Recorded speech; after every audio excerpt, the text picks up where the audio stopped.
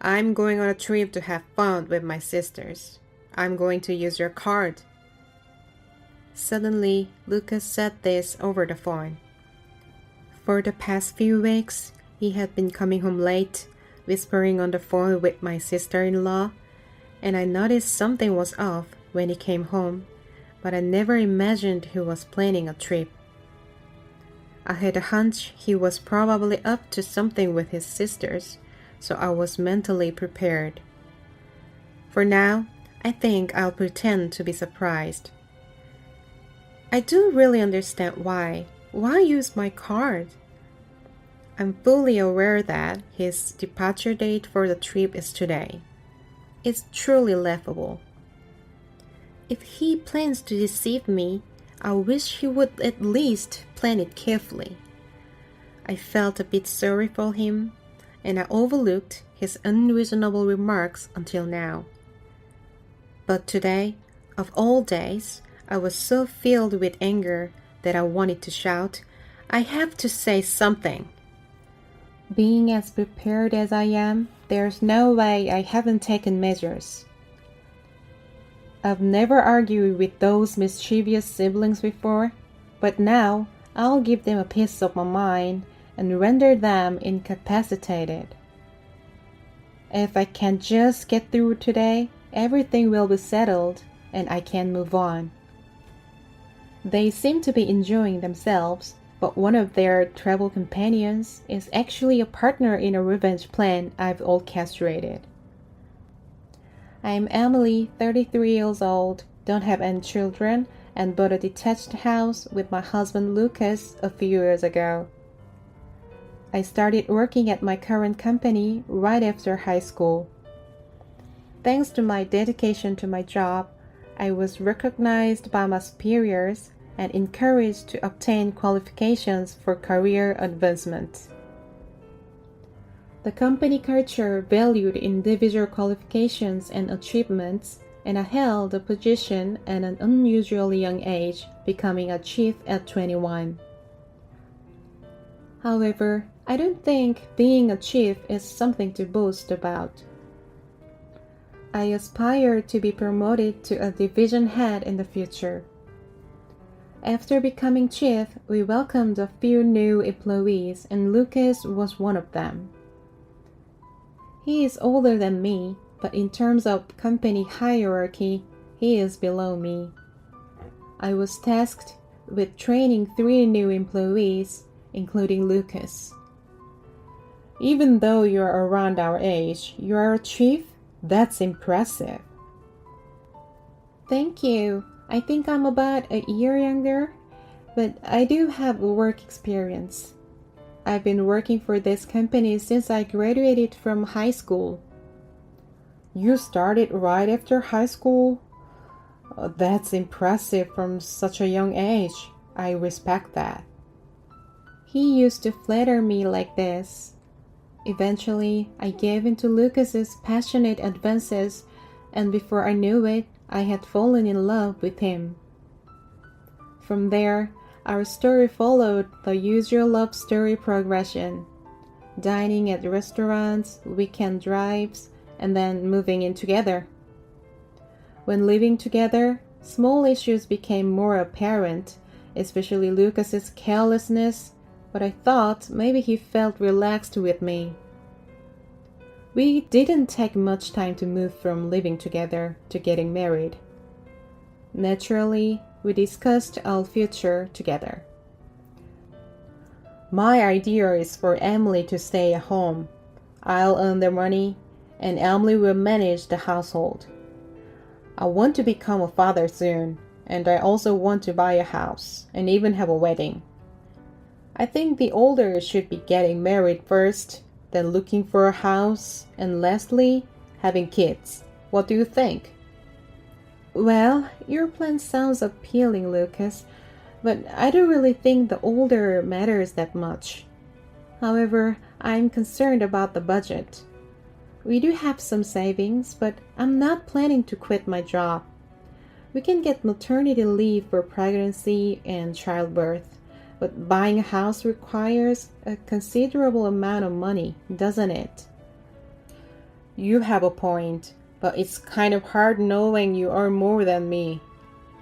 Still, I can't give up on the idea of buying a house. I was hoping to buy one immediately after wedding. That's unrealistic. I earn more even now. As for the wedding and the house, we can plan for them, but maybe deciding whether I'll quit my job or not can wait until after we have a child. Yeah, maybe that's better. We can decide then. I intended to continue working, but if I kept listening to his demands, it seemed like there would be no end. So I reluctantly compromised. Before the wedding, Lucas's sister was traveling and couldn't attend the family meetup. As a result, the wedding day became the first time I met her. As I was in the waiting room of the wedding venue, she barged in, took a good look at me, and with a smug smile, she said, "Oh, is this Lucas's choice? She looks quite plain compared to his previous girlfriend." "Oh, I'm Sophia. We are going to be as sisters-in-law. I don't like formalities, so nice to meet you." Yes, my name is Emily. I'm glad to meet you."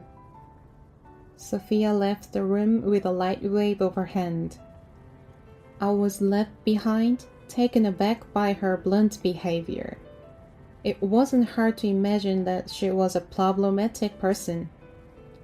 Later, I met Sophia's husband, and he seemed like a sensible person. After the wedding, Lucas and I looked at several houses and eventually found one that we both agreed on. I realized that I couldn't live as carefree as when I was single, so I became more focused at work. Our peaceful days came to an end on a certain holiday. Suddenly, the doorbell rang. I couldn't get to the door immediately, so I asked Lucas to answer it. The person who entered with a cheerful voice was Lucas's sister-in-law, Sophia. "Hi, Emily. And wow, Lucas, way to go! Such a stylish home. You really did well, my little brother." "Thanks. I've been working hard to earn. Consider this place as your second home and feel free to come over anytime." "Oh, and Emily, can you get some tea and snacks quickly? Sophia took the time to visit us." I was annoyed by Lucas's domineering attitude. It seemed he wanted to show off in front of Sophia. I suspected that he told her he bought the house all by himself. In reality, I provided the down payment, and the mortgage payments come from my account. However, Lucas was adamant about having the house in his name. We compromised and put it under his name. It's our house, so I thought it didn't matter whose name it was under. But thinking about what he might have told Sophia, I couldn't help feeling a bit displeased.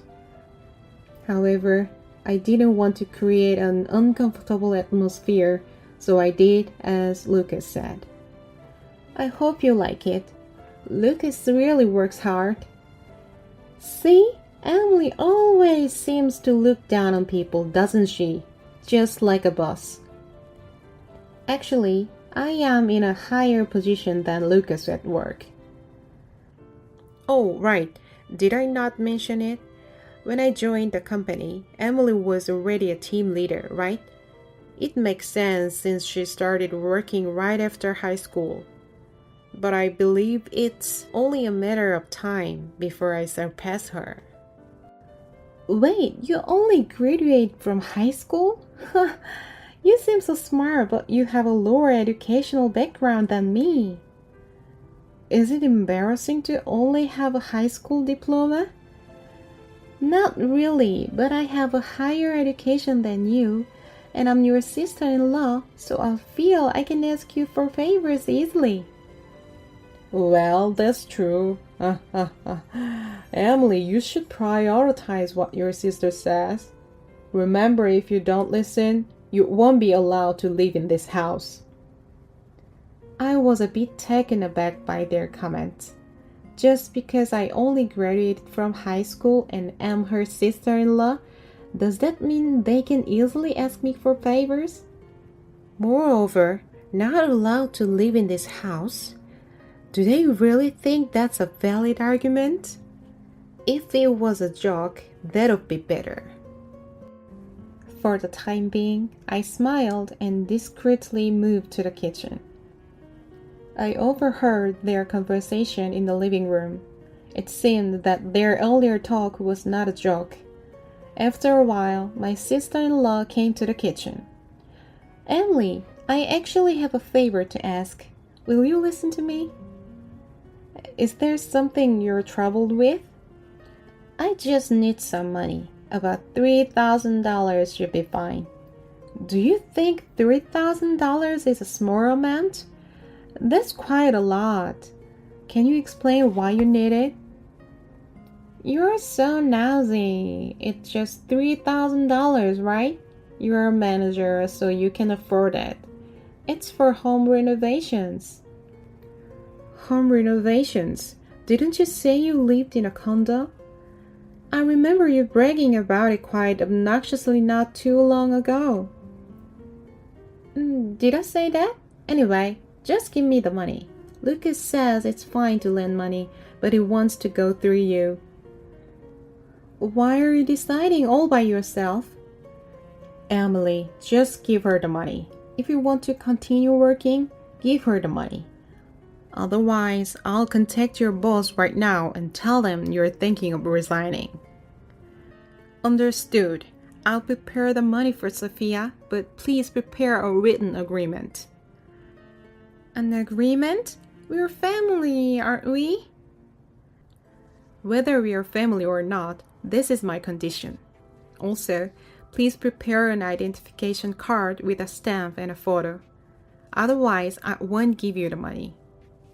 That's annoying. But if I can get the money, I'll do as you say. Tomorrow is fine, right? It'll be in the evening. My sister-in-law forcefully borrowed money from me. My intuition was telling me that I needed a promissory note. The next day, while complaining, my sister-in-law brought her SIL and ID as promised. I didn't notice before we got married, but I was surprised by the excessive love for Lucas's sister. The only word I could think of was dumbfounded. Trying to explain anything to him would probably be a waste of time. Apparently, my sister-in-law enjoyed buying luxury brands with that money. After that, the demands for that never ceased, and the intervals between loans got shorter. However, whenever I lent money, I made sure to have a promissory note. She managed to accumulate a debt of about $7,000 in just 1 month. Just when I thought it had to end, I received a promotion offer from my boss, from team leader to department manager. I was so happy I could almost cry. I returned home jumping with joy, and I brought up the promotion topic to Lucas, who was relaxing at home on paid leave. Lucas, guess what? Big news! Oh, you're back. You look so happy. What happened? Actually, today my boss offered me the position of department manager. Being a general manager is my ultimate goal, but I'm just too happy to be one step closer. Really? Why you? You didn't jokingly say, yes, I'm happy, did you? Of course not. You knew I was aiming for the general manager position, right? I knew, but couldn't you at least say, I'll discuss it with my husband before deciding? Don't you remember when I told you to stay home? It's not fair for me to stay the same and for you to get promoted. Even if you don't agree, it's a problem. I've told you that I want to continue working, and you'll have your chance someday too. Hearing this, Lucas picked up his smartphone and started a call. From the conversation, I could guess he was talking to his sister. After a few minutes, she arrived. "How dare you, as a wife, steal your husband's promotion? What were you thinking?" "Steal? That's an unfair accusation. The workplace is meritocratic." "Are you trying to say Lucas lacks ability? Ever since you joined our family, you've been so arrogant." "Worst woman ever. Let's enjoy with her money. Let's go eat some barbecue." They went through my bag, took my bank card, and left. I tried to resist, but I couldn't against the two of them. The two left in high spirits, and I was left in tears of frustration. Marrying him was a mistake. It's true what they say about regrets coming too late. I decided to find a divorce lawyer as soon as possible. He didn't come home that night. The next day, when I went to the office, Lucas was already there, smirking and talking to me. "Thanks for the treat last night. Nothing tastes better than a free meal." On the receipt he threw at me, there was the name of a luxury barbecue restaurant and the amount $800. Furthermore, receipts from a cabaret club and host club showed an extravagant total of $4,000. I had a lot to say, but I held back as other employees started to arrive at the office.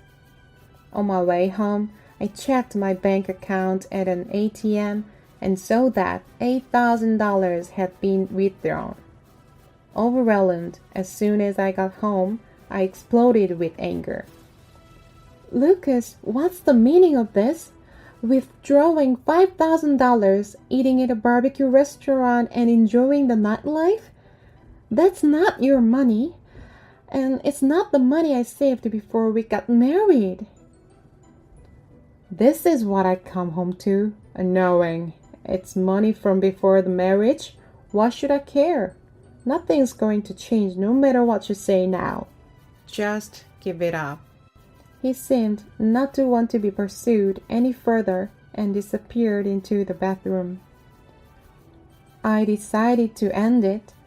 There's no other choice but divorce.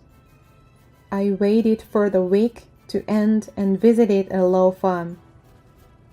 Weeks flew by in an instant.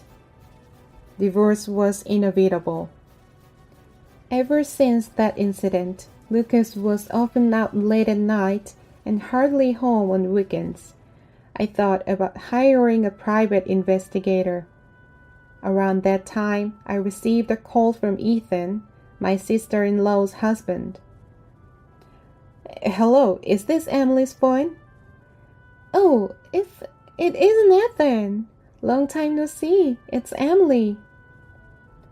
"I'm sorry for not keeping in touch. Suddenly, is my wife over there?"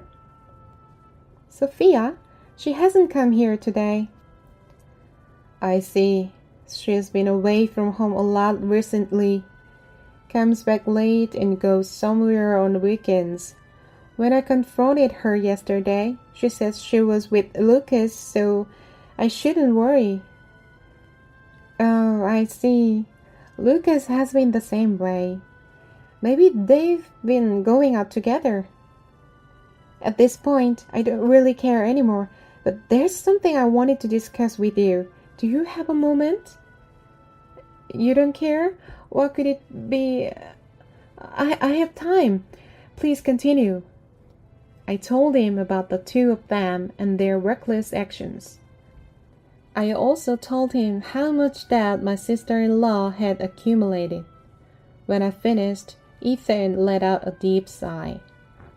I apologized for my wife's behavior.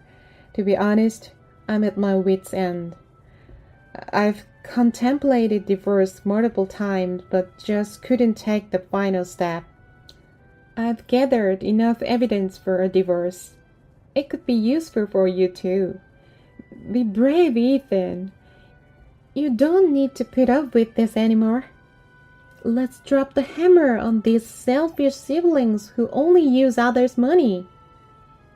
Hearing you say that gives me courage. By the way, I think they might be planning a trip. I heard them discussing travel plans. Ethan also told me that she asked him for a long vacation and he found travel brochure beneath a pile of cosmetics. A thought struck me. Maybe Lucas too? I peeked into his secret shelf and sure enough, amidst business cards from hostess clubs, there were travel brochures.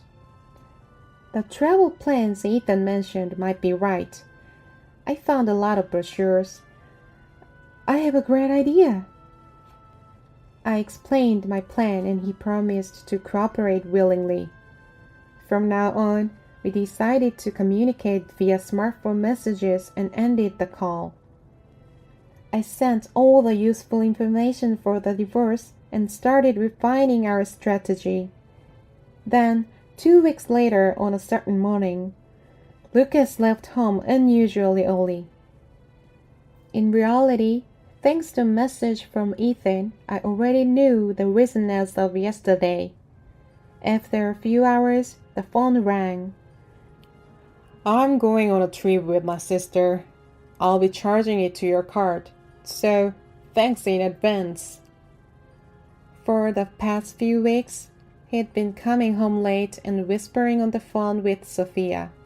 I had been wondering what was up, but now I knew. I knew they were up to no good, but my countermeasures were already in place. But for now, let's pretend to be surprised, shall we? On my card? Why? Tell me the reason. Seriously? You're so oblivious. Damn. I've been discussing travel plans with my sister. Even your brother-in-law is involved. He's coming as our bodyguard and caretaker.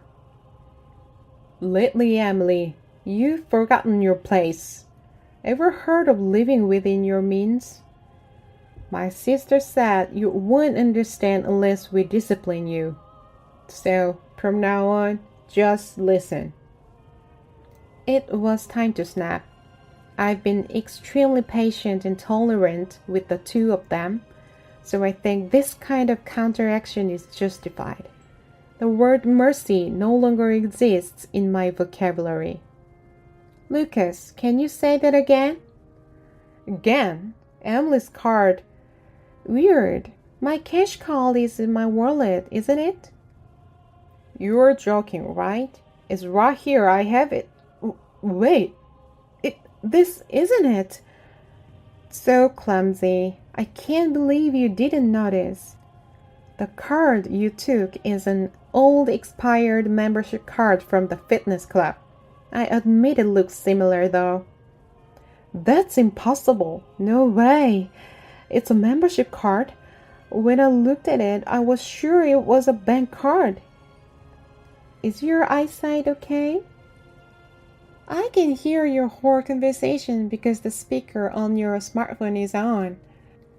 Who would be so stupid as to confuse a fitness club membership card with a bank card? I saw it too. How did this even happen? So it was a sibling conspiracy. Disappointing. If you mustn't know, I swapped the bank card with the membership card last night. I was worried about checking it before you left this morning, but it seems you didn't. Emily, stop doing stupid things. I'm the one who wants to call someone stupid here. I feel sorry for you, Lucas. Why do you think you are acting like this as his wife? You won't get away with this next time we meet. I'll be waiting with gifts for both of you. You think you can just brush this off with some random gift? Better prepare a weight of cash. We'll see. It'll be a surprise until then. Never mind about later. What will we do during our trip? Emily, aren't you sending money? I pressed the end call icon. I had nothing more to say. Then I received a follow-up message from Lucas saying, "Don't forget the money. Your brother-in-law is with me." I simply replied, "I know," and went back to bed. I was awakened by the ringtone of the phone, probably sometime after noon. There was a huge call record and messages left on my mobile phone. I answered Lucas's call after contacting to Ethan. "Why haven't you been picking up? I need the money. Please, I'm about to freeze to death." Of course, it's cold in Boston these days. February is the coldest month of the year. From the tone of Lucas's call, it seemed that my revenge plan was going well. "Weren't you relaxed because you're with Ethan? Are you not with him?" "That's what I want to know. It's so cold and Ethan has vanished." Well, in answer to your question, as siblings with dark intentions, the wife and the brother-in-law fought back. You remember when you first called and were distracted? Ethan escaped. As for Ethan, he's on a plane heading home. I was informed when he brought it. End of discussion. Got it? Are you two having an affair behind our backs? Stop that. We are purely allies for revenge. We have no intention of helping you two. Please find your way back on your own. Goodbye. I issued a final warning and hung up the phone. As time went on, Ethan's flight arrival time approached. We decided to meet with a lawyer and finalize our plans. We'll quickly divorce before Lucas and Sophia get home. I had the lawyer come to the house because I could see Lucas and his sister planning to attack me. After waiting for a while, Lucas stormed in yelling, "Emily, you better be ready for the consequences of your prank. Why don't you leave before you get thrown out?" "Ethan, I know you're in on this too. What do you mean by leaving me behind? Do you want a divorce? I want you to apologize now." "Shut up. Just sit down." The usually quiet husband's sudden outburst shocked Sophia, and Lucas was the same. Without delay, the lawyer handed his business cards to both and introduced himself. Both were stunned, just staring at the card. "Now, here's a gift from me and Ethan." Saying that, we placed a bundle of documents in front of the two of them. Their faces went pale as they read on. "What's this about alimony? Are you saying we're splitting up? That can't be." "I'd like to know the same thing." "Let's get divorced." "There's no reason for a divorce. This must be some kind of joke." "Oh, it's a joke. I'll leave you two alone. I'll be going now." If I may begin? I've been recording the verbal abuse that had become a part of our daily life, like the one you called from the trip. Our relationship is irreparable. Calm down. It's not a big deal. I am calm. You'll pay half the down payment for our home and all the remaining loan. I haven't forgotten you took my savings and wasted it. I'll get every penny back. And sister-in-law, you still owe me. I know you went on luxurious trips with Lucas. Settle it properly. Emily, didn't Lucas buy this house? It's ridiculous to argue, but I've never taken out a loan or used your money to have fun with Lucas. Sophia, please read the documents carefully. They include a promissory note for the accumulated debt. I don't remember that. Documents are just paper. There's no evidence. Says we're done. Hand over the recorder. Lucas crushed the recorder with his foot, and Sophia tore up the documents. Both acted as if they had won. So, Lucas, what do you think will happen if you destroy the playback device when the audio data is stored on the computer? Also, Sophia, you obviously wouldn't hand over the original. You both are acting pretty foolish. It's simply thoughtless. Sophia, that's all from Emily, but now it's my turn. Did you think I wouldn't know about the substantial amount of money poured into the house club? Give it back. Lucas and Sophia were in tears like children. The breakdown of the claim amount from me to Lucas is $3,000 from his assets, $7 million as a down payment for my home, and $6,000 for unauthorized use of my savings, totaling about $8 million. Additionally, there will be an added $1,500 monthly payment for my home. Next, for Sophia, due to the unauthorized use of my savings and the piled up promissory notes, the debt amount to $5,000 and $12,000 respectively, totaling $17,000. From Ethan to Sophia, considering the affair with the host, there is a consolation fee of $17,000, $6 million for unauthorized withdrawal of savings, and under the condition of not dividing any owned real estate, the total claim amounted to about $8 million.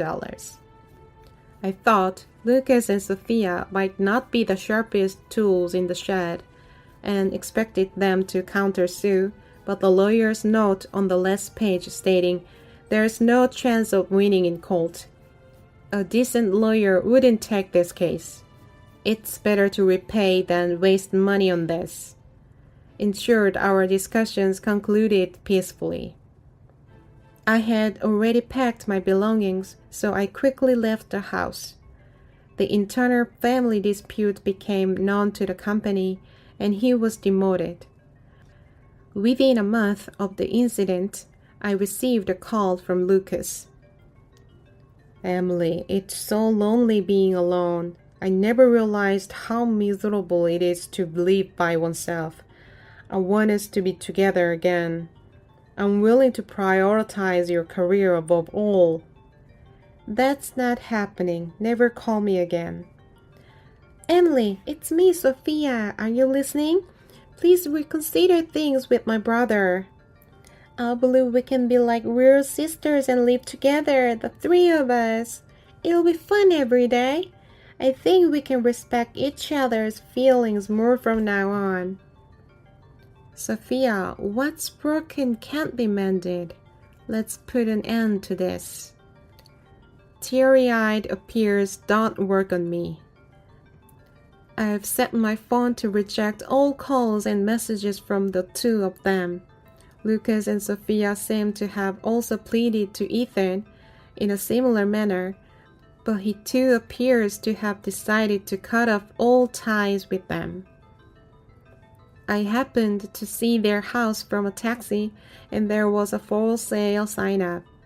I received the money in a lump sum, so I've had no involvement with them since. The whereabouts of the siblings are unknown. After bidding farewell to that house, I bought a condominium. My career has been on track, and I've been given a tentative promotion to the head of the department, a long-time dream of mine. Ethan, who used to be my brother-in-law, and I have been dining out together several times, hinting at the possibility of a relationship. He is considerably older than me, but our conversations are enjoyable, and it feels like we are on the same wavelength. We have many commonalities in our thought patterns. Everything has been going smoothly since ending my marriage. Divorcing was the best decision. As for the what's next between Ethan, my former brother-in-law, and me, that's a story for another time. What are you doing? Where are you right now? I trembled with anger at my husband, who lied as if it was a matter of course. I'm on a trip with our daughter. Why the sudden question? Wait, did he just say on a trip with our daughter? He's off enjoying himself with his mistress, yet he leaves our innocent 3-year-old daughter at home. While I was in shock, my anger slowly faded. This man, he's not my husband anymore. I'm going to divorce this lying husband. I don't want to see his face ever again. My name is Emily. I live with my husband Tom, whom I've been married to for 5 years, and our adorable 3-year-old daughter, Catherine. Lately, Tom doesn't spend time with the family. He's always left household chores and child rearing to others, but for the past few months, he's been using busy at work as an excuse and hasn't been home until midnight. It's funny because he used to complain about being too busy with work when we were newlyweds. In the past, he was sloppy and hardly ever cared about his appearance, but lately, he's been wearing a woman's perfume and dressing up more. He must be cheating. Even if my husband's affair was evident, thinking of my daughter makes it hard to decide on a divorce. I don't know if it's right to deprive her of her father because of my selfish reasons. I've been spending my days in anguish and confusion. Then there was this one day when I went to pick up Catherine. On the way back from the nursery, Catherine began to talk with a slightly lonely look on her face. Mom, does Dad not like me anymore? Originally, my husband Tom was the one to drop off and pick up Catherine from daycare. But that day, only other fathers came to pick up their kids, and Tom didn't show up at the usual time. Catherine might have thought something seeing that scene. I caressed Catherine's head, feeling heartbroken. I'm sorry, Catherine. Daddy is just really busy with work. Hey, Catherine, how about we go hiking with a packed lunch on our next day off? Catherine nodded with an but her face remained gloomy. I also work on weekdays, so I always make Catherine feel lonely. I wonder if there's a way I can create time for Catherine and Tom to spend together. If I ask and Tom ignores, I might have to consider divorce. On such a day when I was deeply worried, I was offered a business trip for 2 nights and 3 days by my company. That night, I stayed awake waiting for Tom to return home. Tom, who was emanating a sweet perfume, returned home a little past midnight. I was supposed to be asleep, but I was awake, so Tom looked surprised and turned to me. It's rare for you to be up this late. Is something wrong? While gauging my expression, he said that. I told Tom about the 2-night, 3-day business trip and how Catherine has been downcast lately. When it comes to business trips, I need Tom's support. My parents don't live nearby, so I can't ask them for help. What should I do? If he declines, I have no one else to rely on. While thinking about this, Tom made a suggestion. Maybe we should take a trip for a change. Since Emily will be on her business trip. What? You're going on a trip? I was taken aback by my husband's suggestion. I never expected Tom, who hadn't been involved in parenting since Catherine was born, to make such an offer. I haven't spent much time with Catherine lately, and she seems a bit down, so I thought I'd take a break and go on a trip with her. Emily, just focus on your work and don't worry about anything. Thank you. Have fun with Catherine. Overwhelmed with joy, I smiled at Tom for the first time in a while. All right, I need to plan the trip for Catherine. Saying that, my husband began making travel plans. Upon hearing this, Catherine was ecstatic. Yay! Woohoo! Are we really going on a trip, just the 2 of us? Seeing Catherine's joyful face made me feel happy as well. For now, I might not need to consider divorce. With that thought, I headed to my business trip.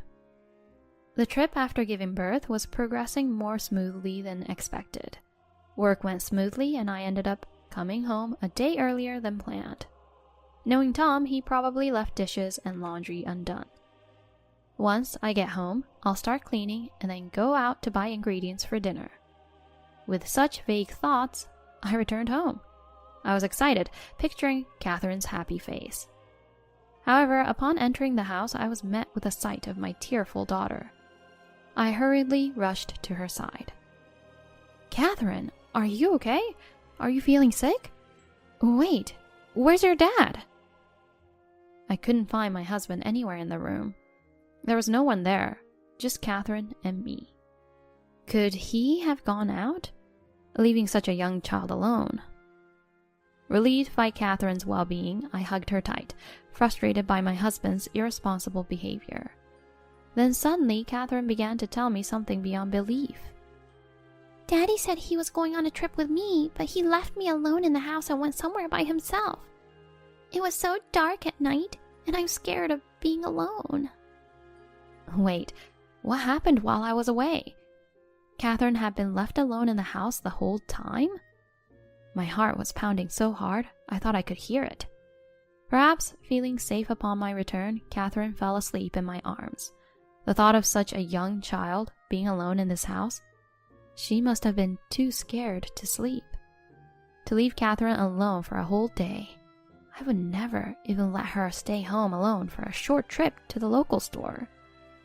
I grabbed my phone, trembling with anger, and called my husband. Hello, Tom. Where are you and what are you doing right now? Holding back the urge to shout, I asked my husband in a low voice. Oh, Emily. Good job at work. Where am I? I'm on a trip with Catherine, remember? My husband lied to me so casually, unaware that Catherine was asleep in my arms. On a trip with Catherine? How dare he lie to me like that? I bet he's with some woman wearing strong perfume. I was at a loss for words, appalled at my husband who lied so brazenly. Without any hint of caution, Tom continued talking. This resort is amazing, and the food is delicious. I wish we could have stayed a few more days. Tom, who left our daughter alone and shamelessly enjoys his own adulterous trip. This must be his true nature. I don't want to think of him as my husband anymore. Thanks to his words, all the worries I had been holding onto were cleared away. Wouldn't it be okay if you stayed another night or two? I realized I had said this to my husband. How many nights he stays doesn't matter to me anymore. Seeing Tom pondering, I added, Please, go ahead. Actually, I think I'll come back. You'll be home tomorrow, and it might be lonely without Catherine and me, right? He's just trying to match up the story. If I come home first, he'll be caught leaving Catherine alone at home. So he's trying to come home before me. Knowing what Tom is thinking, I decided to lie. Actually, I got caught up in a bit of a problem, and it's going to take longer. I think I'll be back much later than planned. Why don't you extend your stay? Please enjoy your trip with Catherine without worrying about me. Tom didn't doubt the lie I told for a second. In that case, maybe I'll stay another day. I haven't been spending time with her much. Catherine's having a blast too. I'll make sure to enjoy our time together. Let me know as soon as you decide when you'll be back. Catherine's having a blast? I wish he'd never come back. All I responded was with, all right, holding back the words I truly wanted to say. Time to get started.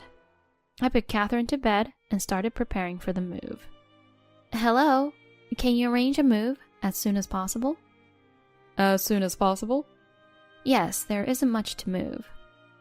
After calling the moving company, they agreed to come. Luckily, because it was off-season, I got a reservation right away. When the moving company arrived and things got noisy, Catherine woke up. With a bright face, I said to Catherine, Hey, Catherine, I'm thinking of living apart from Dad.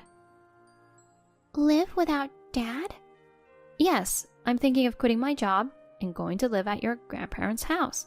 That way, I won't make you feel lonely anymore, and we can spend more time together. Is that so?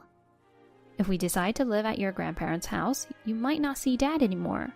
How do you feel about that? Even though it might be a bit harsh, I wanted to hear 3-year-old Catherine's thoughts. My daughter asked in a small voice, I won't see Dad anymore? I looked at Catherine with concern and gently asked, Yes, but if you're sad about not seeing Dad and want to, I might reconsider. Can you tell me how you feel? I've involved Catherine in adult matters, so I at least want to fulfill her wishes. If Catherine wants to continue seeing Tom in the future, I need to consider what's next. I can't imagine Tom, who leaves his daughter alone at home when he goes out, will value his time with her after the divorce. I had a lot on my mind, but Catherine's response cleared it up. Catherine wants to go to Grandpa's house with Mom. Dad ignored Catherine even when she cried out, "Don't leave me." He probably doesn't care about Catherine at all. Taking such a trip with another woman, leaving a 3-year-old daughter behind. It's my fault for making Catherine feel this way.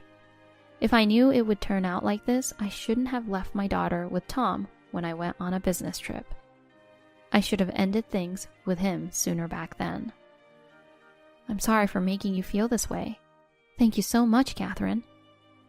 Holding the deeply hurt Catherine tightly in my arms, I began the moving process with her. Afterward, I called my father-in-law for the first time in years. Tom's father was actually a well-known leader in our hometown, but he was a warm-hearted person full of compassion. My husband couldn't bear his strict-natured father and left home. Living alone was hard for him, and he received support in various ways. The company where my husband now works is also connected through my father-in-law. My father-in-law dotes on Catherine a lot. He even built a house for us as a wedding gift. Since Catherine was born, he has given us various baby items and has been watching over her growth. I tearfully reported our current situation to my father-in-law. I told him about my husband's affair trip, our thoughts on divorce, and our decision to leave the house he had graciously built for us to start anew. My father-in-law, who listened to everything, immediately said, I understand. Since the house was originally in my name, I'll put it up for sale. I won't provide a place for such a foolish son to return.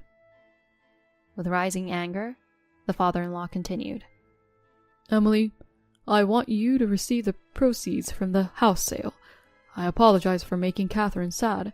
If you ever need help, please, count on me. This is my atonement. Holding back my tears, the father-in-law spoke to me in a cheerful and kind voice. Leave Tom to me, including his mistress. I'll send them far away. I was wondering what to do since I was short of hands. Thanks to the warm support of the father-in-law, I was able to focus on preparing for the move without further worries. A few days later, my cell phone rang. Hey, what the hell is going on? Tom's loud yelling made me want to unconsciously move the phone away from my ear. Where are you now? Where are my things? Why is my house being sold? You know something, don't you? All of your belongings have been sent to your parents' house. I asked your father to sell our house. It seemed Tom still couldn't grasp the situation as he continued to shout. How am I supposed to live now? Don't abandon me. I even bought souvenirs. What about Catherine? She's crying because we lost the house. Why are you doing this? Even in this situation, he thinks I don't know about his lies. And to mention Catherine's name? Unbelievable. I can't endure this any longer. Stop joking about Catherine crying. Catherine is with me and she's not crying. We're getting divorced. I don't need your gifts, or you, anymore. Overwhelmed with anger, I raised my voice at Tom. You left our daughter to go on a trip with your mistress. And now you say, don't leave me? Don't make me laugh. Catherine is only 3 years old. Can you imagine the fear of a little child left alone in a house? The fears she felt in you losing the house are incomparable. Why don't you just go to your mistress? Stunned by my words, Tom responded. Why do you know that? You came home every night smelling of woman's perfume. How could I not notice? Especially when you didn't even spend quality time with the family. How could I not suspect? Thinking about Catherine? I knew about it for a while, but I held back. I was such a fool.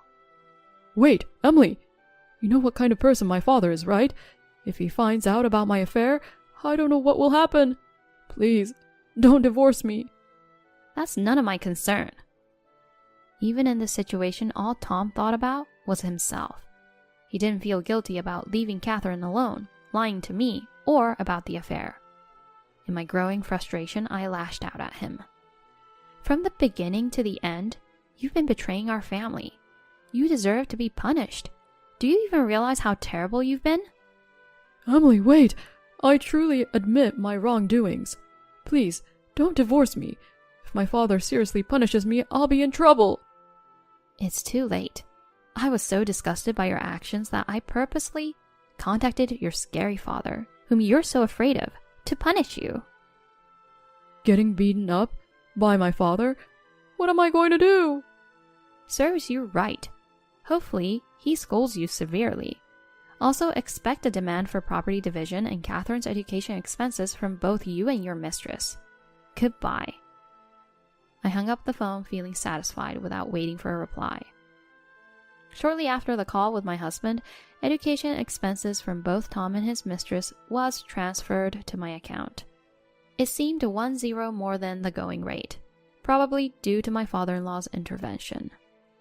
I heard Tom and his mistress borrowed money from my father-in-law to pay me. To repay that debt, they are now working on a tuna fishing boat in the open sea. They're said to be working in harsh conditions all day long. It's only natural to make them work like this. He betrayed his family. Don't worry, I'll settle the score for you.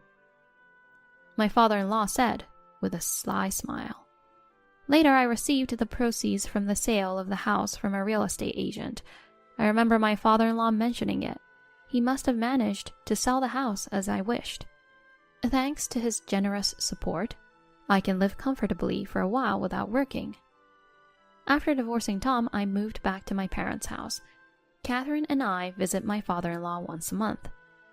We came to play, Grandpa. Oh, Catherine, come over here. What should we play today? Grandpa, I love you because you always play with me.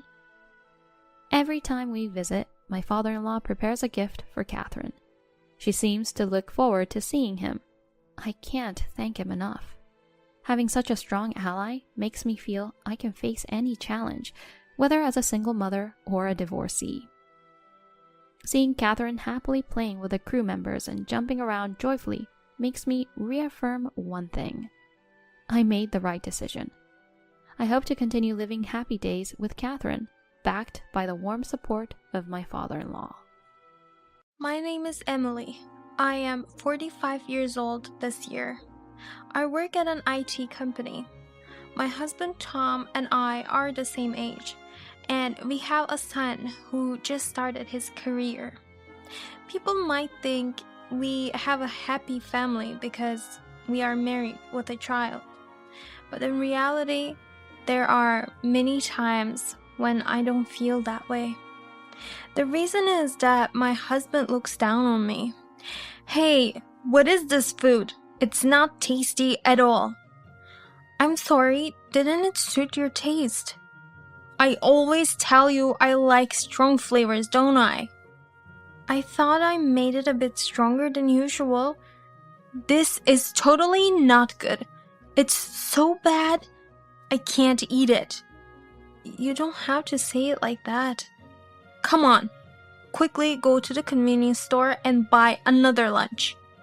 But I'm tired from work, hurry up. Right, I understand. As told, I ran to the convenience store to buy lunch. Even though I work and come home just like him, he doesn't seem to care. Maybe I should argue back, but if Tom gets even more upset, it becomes uncontrollable. Thinking about our son, I have no choice but to tolerate and not upset Tom. My husband used to be a very kind and sincere person before we got married. In the early days of our marriage, we had happy days. He was very kind back then. Our son was born a year after we became a couple. We bought a house and a car, hoping for our son's healthy growth. I was looking forward to making memories in this house and was truly happy. But there was one problem. For both the car and the house, pay the loan entirely from your salary, Emily. Why don't we pay together? Doesn't matter who pays, it's the same. Tom insisted that I repay all the loans from my salary. True, my income was higher, but combining both loans, the repayment amount is $1,500 a month. If I pay everything with my salary, almost nothing will be left. Tom didn't budge, so in the end, the loans were in my name. Looking back, Tom started to change around this time. Even though he went out freely, he would get angry if I tried to go out. It seemed he was using me to release his stress. Living with Tom was often challenging, but life with my son was truly blissful. My son grew up to be a very kind person and still helps me now that he's grown. However, the problem started about a year after our son started living on his own and we began living just the two of us. Suddenly, I received a shocking report. I sold both the car and the house to my brother's family. For a moment, I couldn't understand what Tom was saying. Wait, what do you mean you sold them? I could feel my voice shaking. Exactly what I said. I didn't hear anything about this. I'm the one whose name is on the paperwork.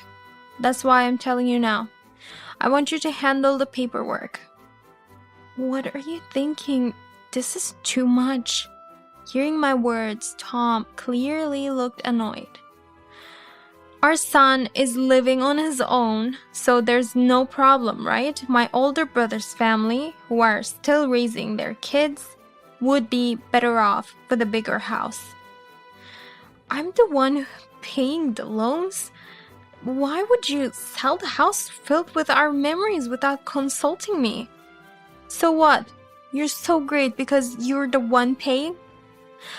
I'm not saying that. Why can't you think any other way? Then just do as I say and stop complaining. Of course, I won't. How can you make such an important decision without consulting me? You're so annoying. It's already decided. They're coming to see the house soon. All you have to do is to prepare. Prepare? Why should I do it? Just do it without complaining. I'm going to bed. Wait a minute. Saying that, I instinctively grabbed Tom's arm. Let go. You're so persistent. Tom forcefully shook off my hand and headed for the bedroom. What is this? This is too much.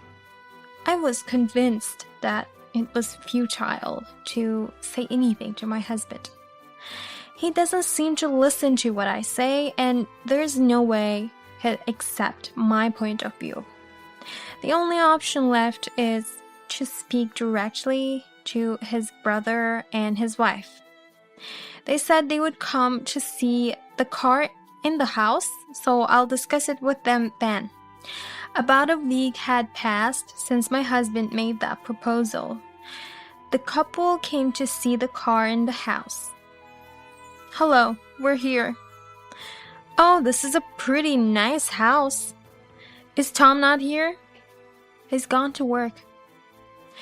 You kept the car surprisingly clean. So this is our new home? I'm looking forward to it. It's fantastic. They seemed to be excited, imagining their future life here. There was a tense atmosphere, but I decided to muster the courage and bring up the topic.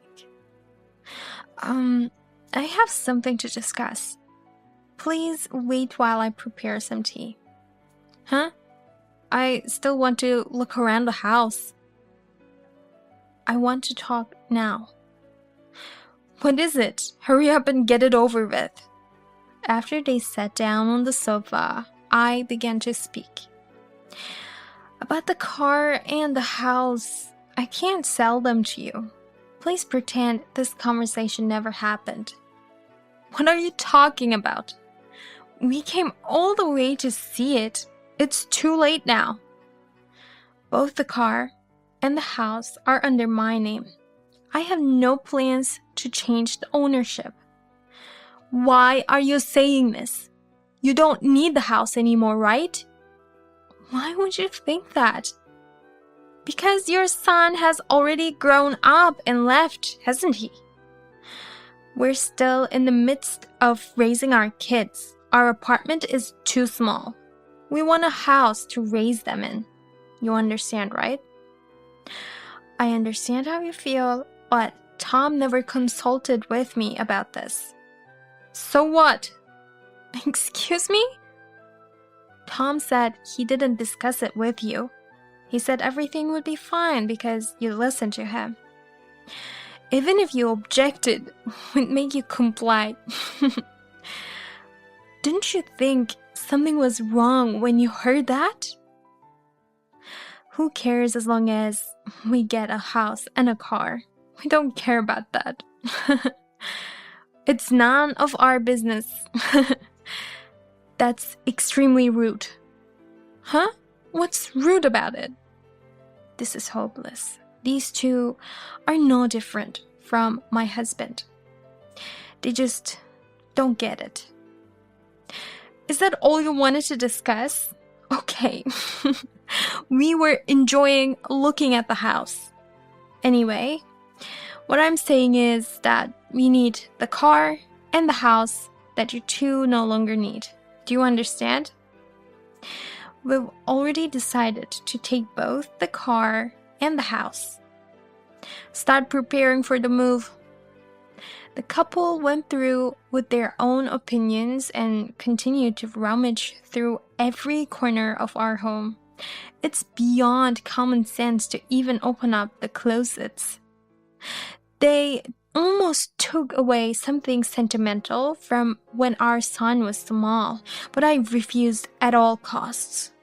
After they left, I couldn't hold back my tears any longer. That couple looks down on me too. Moreover, I never thought my husband intended to let them decide everything. Where has the trust between us as a couple gone? Why am I being told such things? I started to question the very reason I married him. I can't stop crying out of frustration.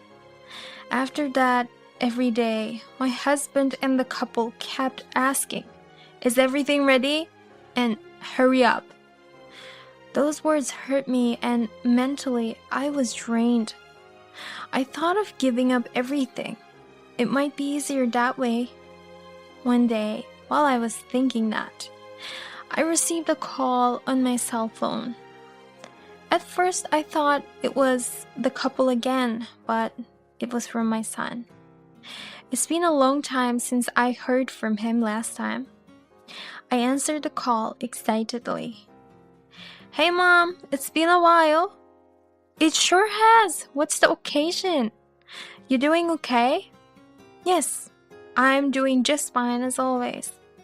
I sent you a present. Mother's Day is coming up." "Is it that time already?" "Thank you. It should arrive by tomorrow. Just a heads up. See ya." "Wait, how about you? Are you doing well?" "Yeah, I'm good." "That's great. Remember, you can come home anytime. I'm always waiting." "I got it. And next time, I want to introduce you to my girlfriend." "Oh, I'm looking forward to it. Eat well and work hard." "I know. Take care and don't catch a cold." After the call with my son, I realized something. I had forgotten something very important. The only one who can maintain a place for my son to return to is me. I can't afford to be brought down by my husband and that couple. I can't simply let go of the precious house and car filled with wonderful memories with my son. Whether I can protect this home depends on me. My son's call made me make a big decision, and I took action immediately. That day, I called my company and took a paid leave. First, I went to the bank where I had a housing loan and paid off the remaining loan in full. I've been saving my salary for a long time while working hard to repay the loan, so I could do this. With this, the loan was fully repaid. Then I rushed to the city office to get a certain document. This document will help me proceed with my future plans. When my husband came home, he immediately questioned me. Did you finally change the name on the car and house? Hurry up. About that, we need to talk. What now? More complaints? Please divorce me, I firmly said to my husband, handing him some documents. Hey, what's this all about? It's just like I said, I want a divorce. What the hell? Why are you saying this all of a sudden? Explain yourself. You're trying to sell the house and car on your own? I totally disagree. And the loan's still there. You expect me to continue paying? Of course. Thought so. I can't pay for them on their terms. This is absurd. I can only think of the worst now. You figure out the rest of the loan. But what am I supposed to do about that? Please, I can't do this with you anymore. I want a divorce. My husband went silent. As I remained silent, my husband suddenly knelt down. I never expected him to do such a thing. Even I was surprised by this unexpected turn of events. I'm sorry. I made decisions about the house and car on my own. Please spare me from divorce. I beg you. Given that he is a husband who cares deeply about his public image, he likely wants to avoid a divorce at all costs. Moreover, there's no way he can afford to pay off the remaining loan. Then explain it to your brother yourself. Tell them that you can't hand over the house or car after all. No, I've already said I'd sell them. You made this statement, so take responsibility. If you can't, sign the divorce papers soon. Don't say that, okay? I'll talk to them. And so the husband dialed his brother's number and started the conversation. As expected, it seemed his side of the story wasn't being heard. Unable to watch my distressed husband any longer, I impulsively took the phone from him. Hello, brother, it's Emily. What do you want? As you heard from Tom, we have no intention of selling the house and car. Please give up on that idea. Why bring this up now? We won't be satisfied with that. I will visit your home in the coming days to discuss this in person. Hey, stop making unilateral decisions. I didn't respond and hung up the phone. We'll be visiting your brother's place next time. You arrange it. Understood. The visit to the brother's house was scheduled for my day off, Saturday. Upon arriving at their apartment, they looked obviously displeased. Their children were present and noisy voices could be heard from inside the apartment. We won't let you inside, so let's talk here. Okay. Brother, I know it's late to say this, but we really can't sell the house and car. Our kids were looking forward to it. It's unbelievable that adults would break a promise. You were told by Emily not to sell them, weren't you?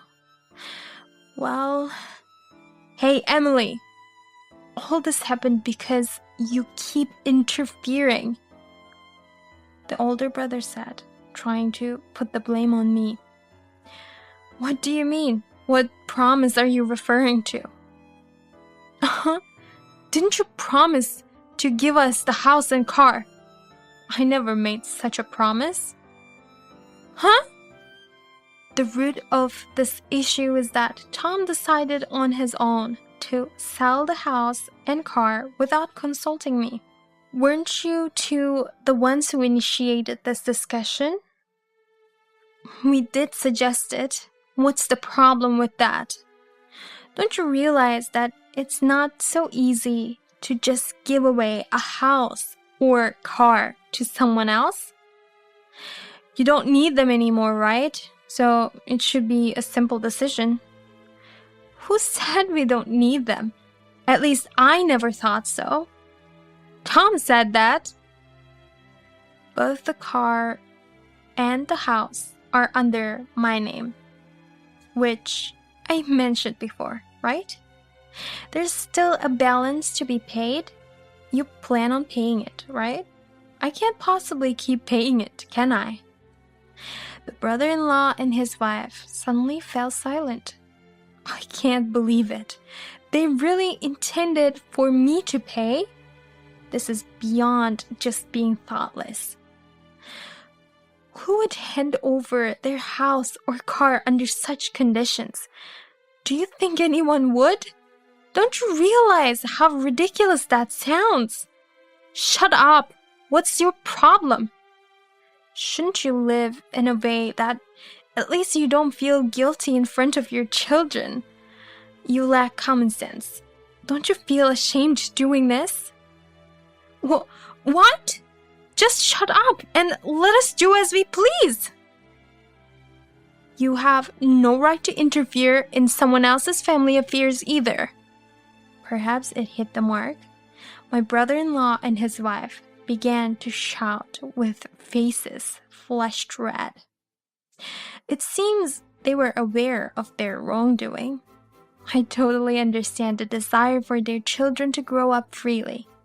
But if the children knew about what their parents were doing, would they be happy? So I can't give you the house or car. What are you talking about? After what's happened, I can't trust you anymore. Please stay away from our house. If you can't accept that, I'll talk to the police. Goodbye. Wait, the conversation isn't over yet. We headed straight home without looking back. I was worried about what might happen, but I said everything I wanted to. I hope they got the message. Okay, one last thing left to do. When we got home, we went into the living room. Anyway, it's settled now. To think this all started because of you? What do you mean it's settled? He acts like he had nothing to do with it. Settled? It's not over yet. Is there something else to do? A divorce. With that, I showed him handouts about a divorce to my husband once again. He looked at them in shock. Hey, that's not a funny joke. We talked about not getting a divorce just recently, remember? I've actually finished paying off the loan. What? You lied to me? You said we still had payments left. Who are you to say that? You tried to deceive me into selling the house and car. Persistent, aren't you? I already apologized for that. It's not just about this time. I can't take your attitude since we got married any longer. What? What did I do to you? Tell me. Don't you get it? That's the problem. You always shout at me, belittle me. You never listen to me. Come on, I never did that. Have you ever said the food I cooked was delicious? Have you ever helped with housework or childcare? You've never shown any respect for me. Fine, I get it. Everything's my fault. I'll be more careful from now on. Just cheer up. That's why I'm done. Please leave. Cold-hearted, aren't you? Saying things like that? This house is mine. It's not a place for you. Damn! You get all high and mighty when someone apologizes. Fine, I don't want this house. I'll leave. That was my husband's true feelings. He quickly agreed to divorce conditions, gathered his belongings, and stormed out of the house, muttering complaints. With that, everything was settled. The house might be a bit too big for just me, but it's better this way. I felt so refreshed with no feelings of loneliness. Hello? Mom, what's up? There's something I need to talk to you about. It might upset you. What happened? I've divorced your father. I'm sorry I didn't consult with you before making the decision. I see. Is that all? Aren't you shocked? Well, I've seen how stressed you've been. What? Dad always lashed out at you, right? He also seemed uninterested in me. I never really liked him. I'm sorry for making you worry. You were enduring all this until I grew up, weren't you? I've noticed some things you couldn't hide. Well, a lot has been going on lately, and I just reached my limit. Don't worry about me. Your happiness is the most important thing. Thank you. I might take some days off and come home next week. That sounds great. Bring the girlfriend you told me about the other day. I will. Everything has finally settled down. From what I heard later on, my ex-husband moved in with his brother's family. But even there, they argued daily. Due to the constant disputes, he was eventually kicked out of their home as well. Additionally, he started taking out his frustrations at work and eventually faced legal action. Now he's lost his job and seems lost in life. He once tried to contact me to reconcile, but I declined immediately. As for me, I continue living alone. However, I feel more fulfilled and happier than before. My son occasionally visits, bringing along his lovely girlfriend. I'm so glad I could preserve this precious home for my son. Moving forward, I'll enjoy life on my own terms. I quit my job today. When my husband came home and told me this at the entrance, I almost dropped the cup I was holding.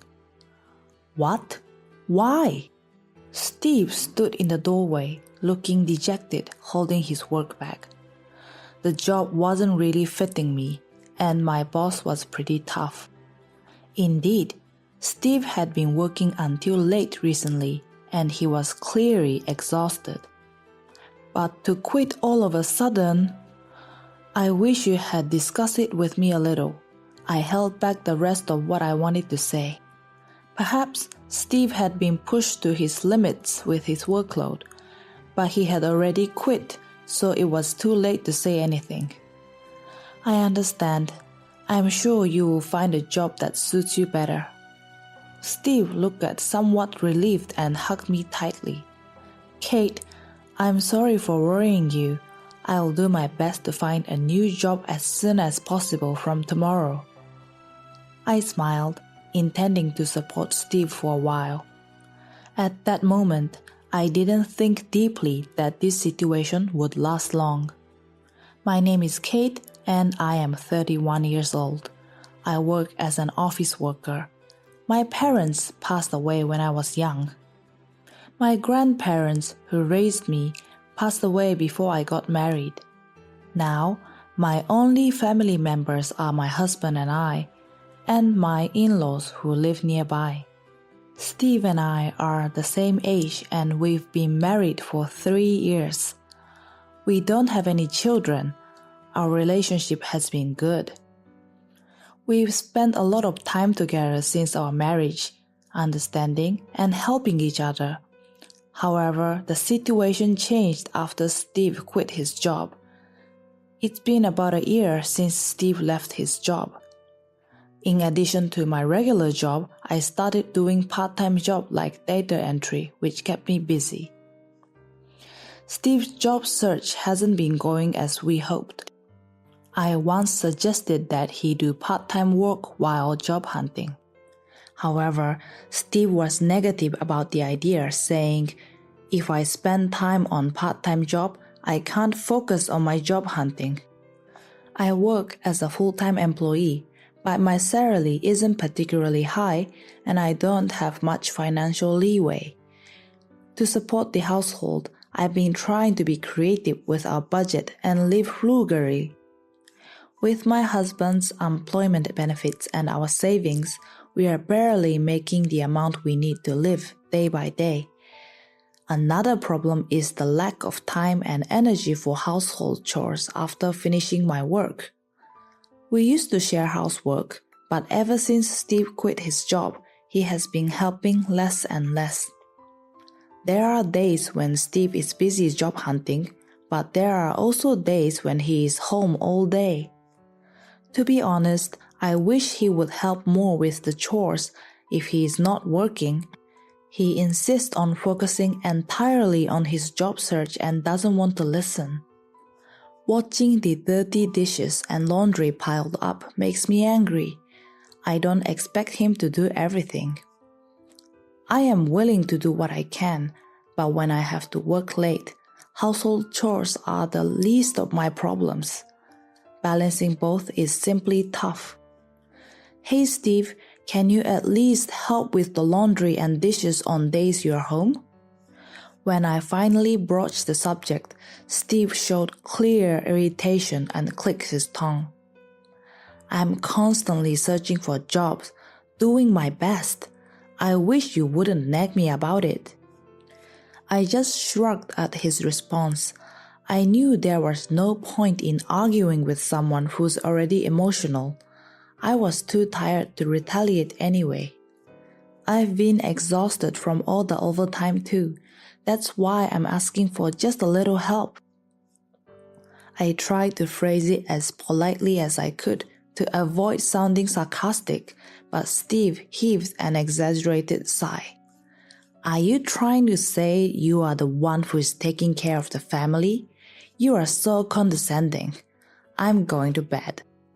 Steve ended the conversation abruptly and walked past me towards the bedroom. Just then, I caught a faint scent. What's that smell?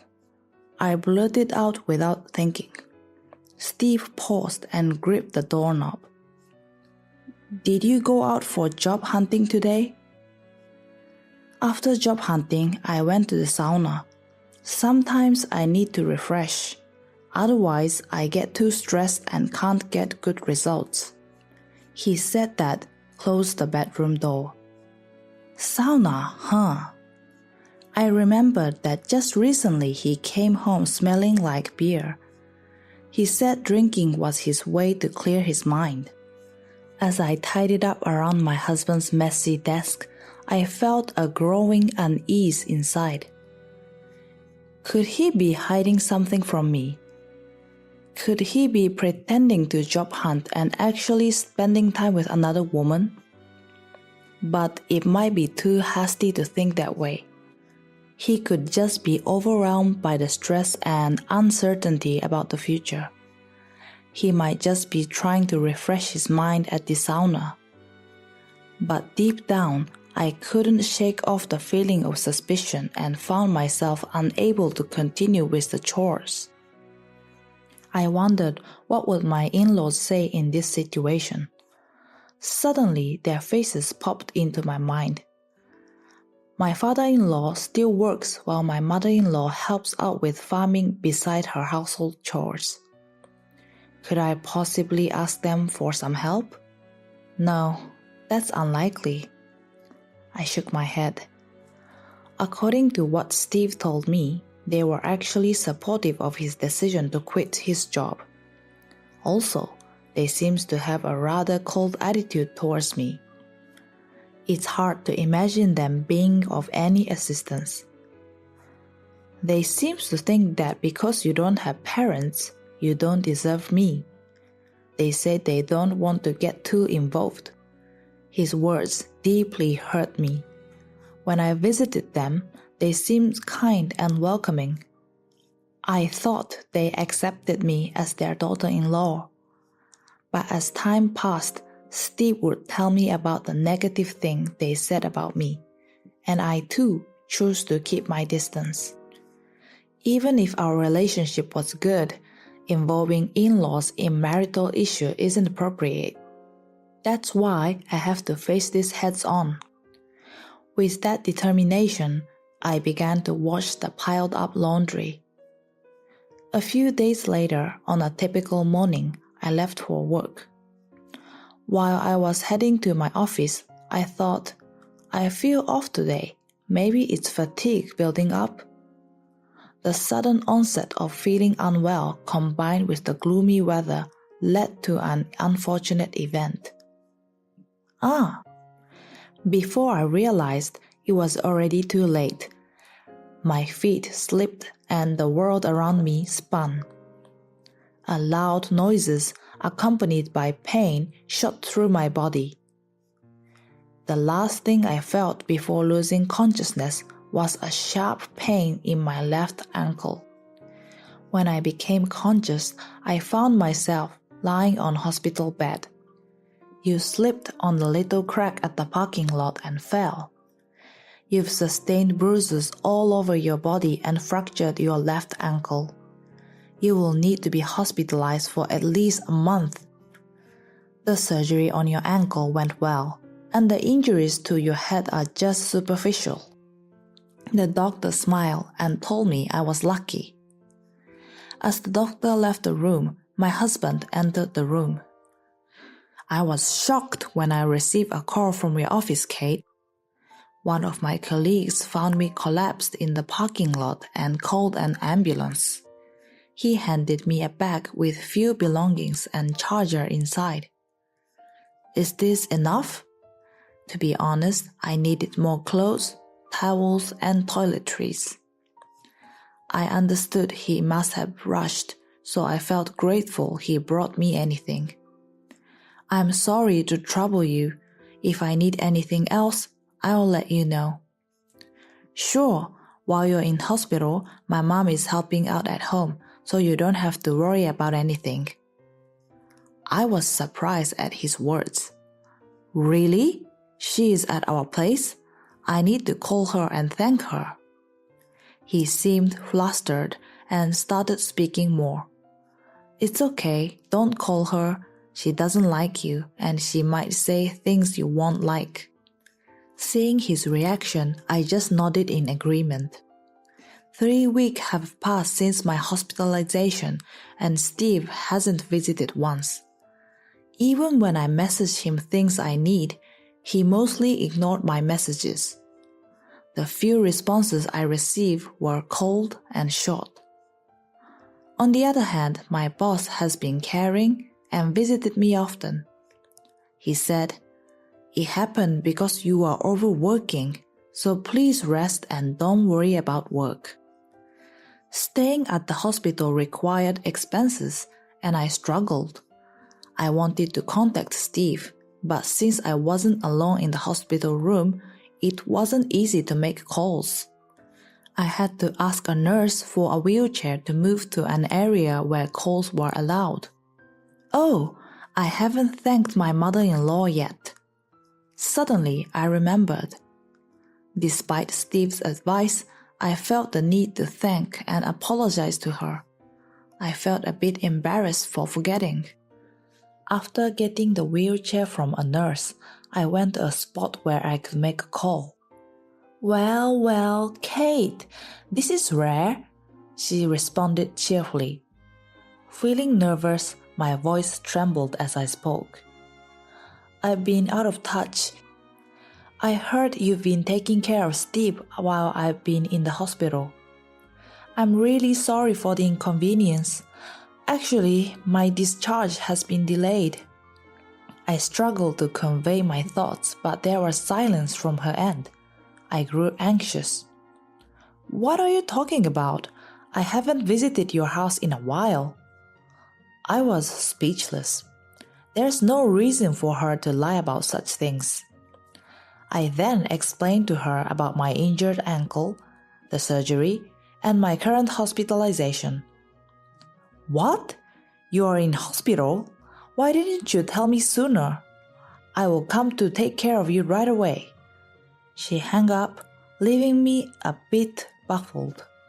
I wasn't expecting that. Based on Steve's behavior, I had assumed she and I weren't on good terms. 2 hours later, she came rushing into the hospital.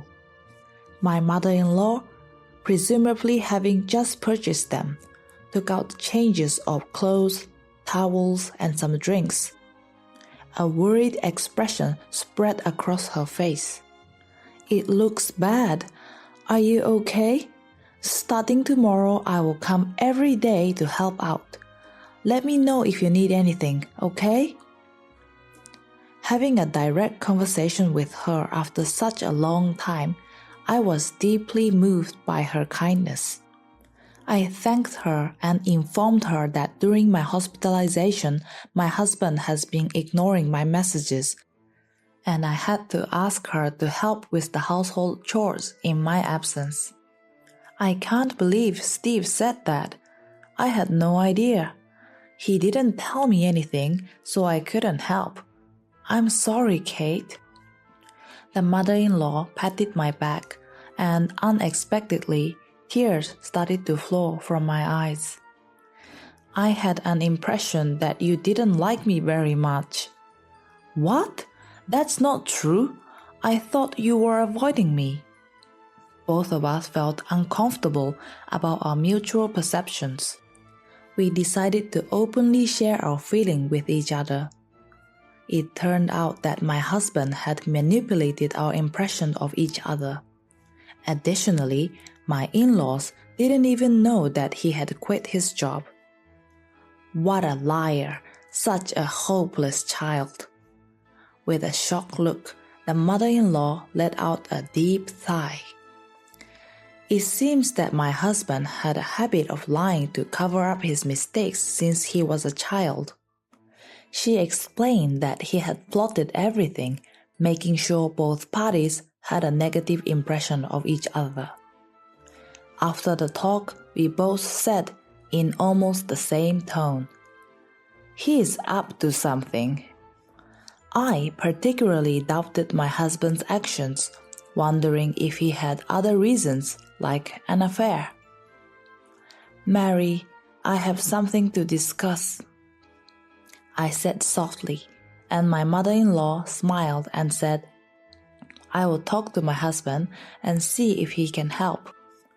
2 months after being admitted to the hospital, my discharge day finally arrived. "Why didn't you come visit?" "I checked my mails and I am here, and I've been busy because I got a job at a major company." Meeting him for the first time since the day I was admitted, my husband continuously talked about his job hunting struggles inside the taxi. "Then let's celebrate. You recovered. Let's have a big celebration." However, after arriving home, he quickly went into the living room. I couldn't help but sigh and went inside. Following him into the living room, he looked at me in surprise. "What's this?" On the table, there was a divorce paper filled out in my section with my in-laws as witnesses. "Is this some kind of a joke?" He held up the divorce papers and shoved them in my face.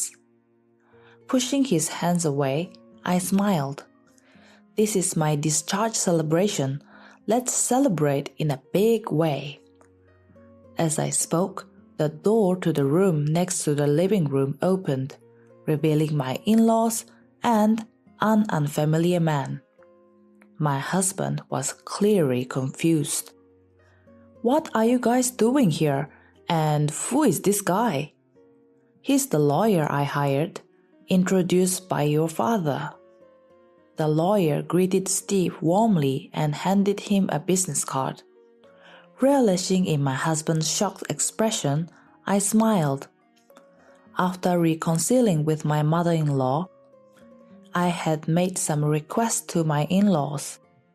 The first was to install security cameras in the living room and bedroom, mainly handled by my technically skilled father-in-law.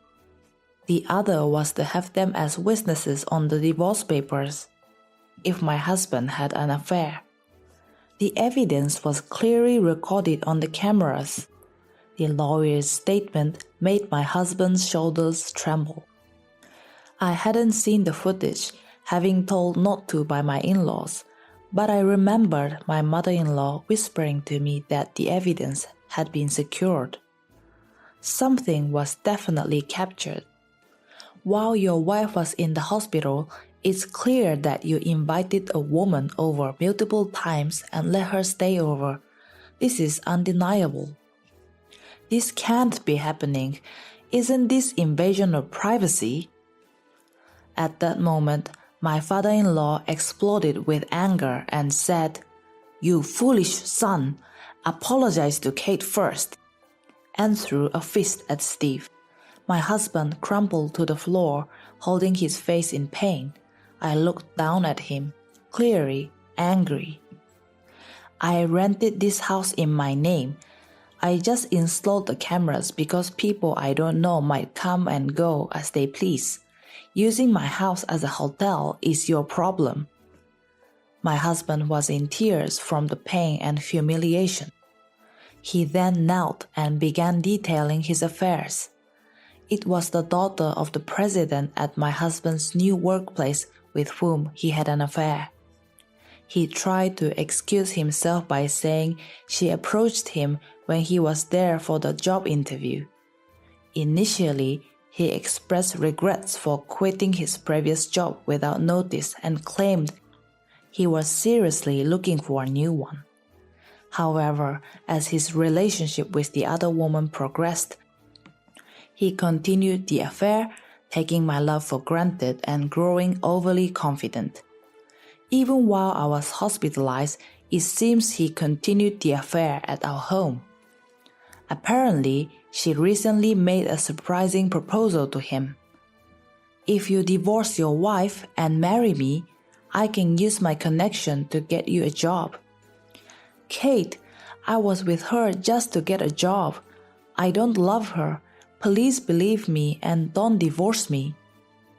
I chuckled when I saw my husband's terrible crying face. "But you joined the company on the condition that you divorce me and marry her, right?" He remained silent. What was all my effort for?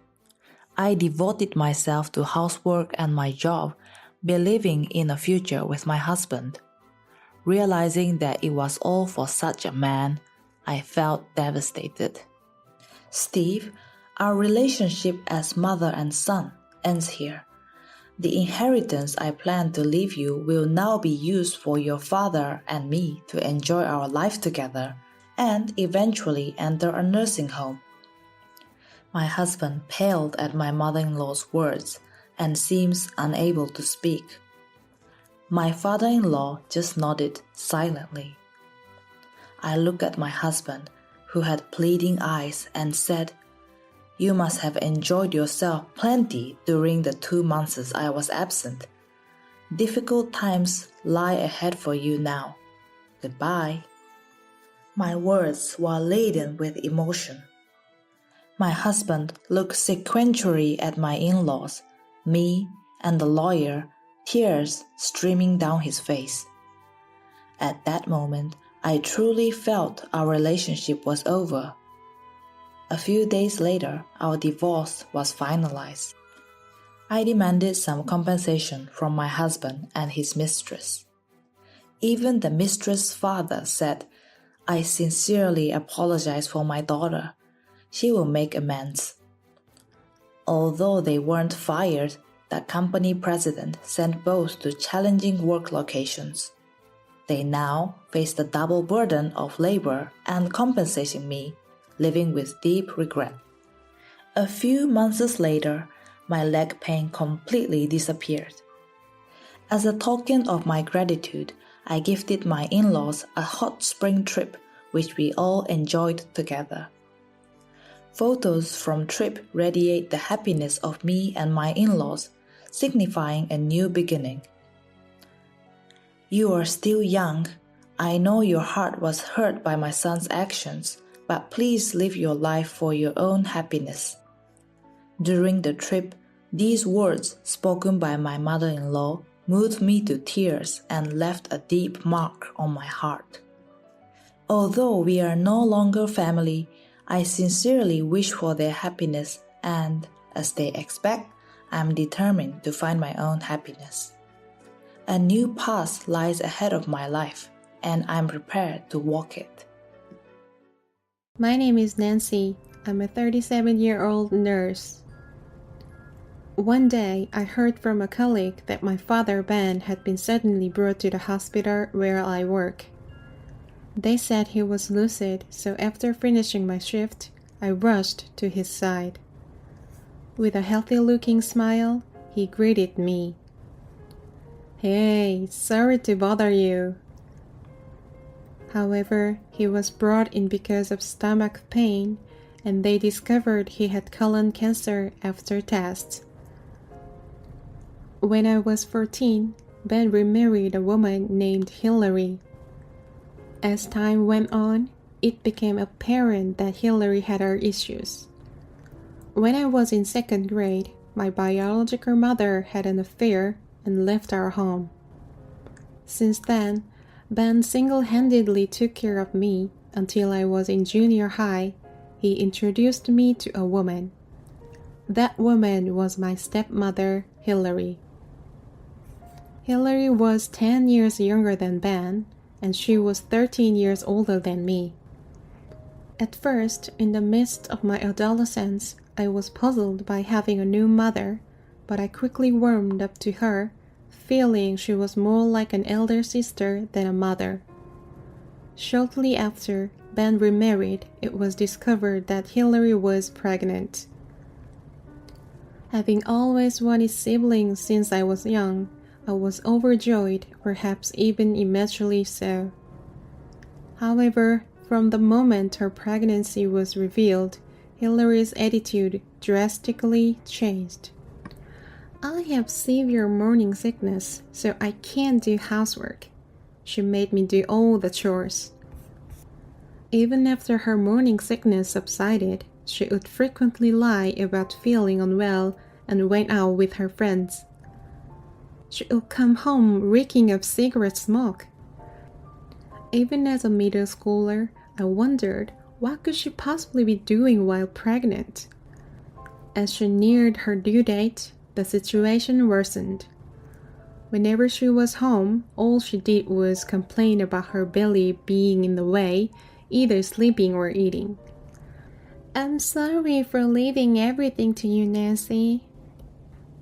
Yet, her apologies were merely lip service. She did nothing else.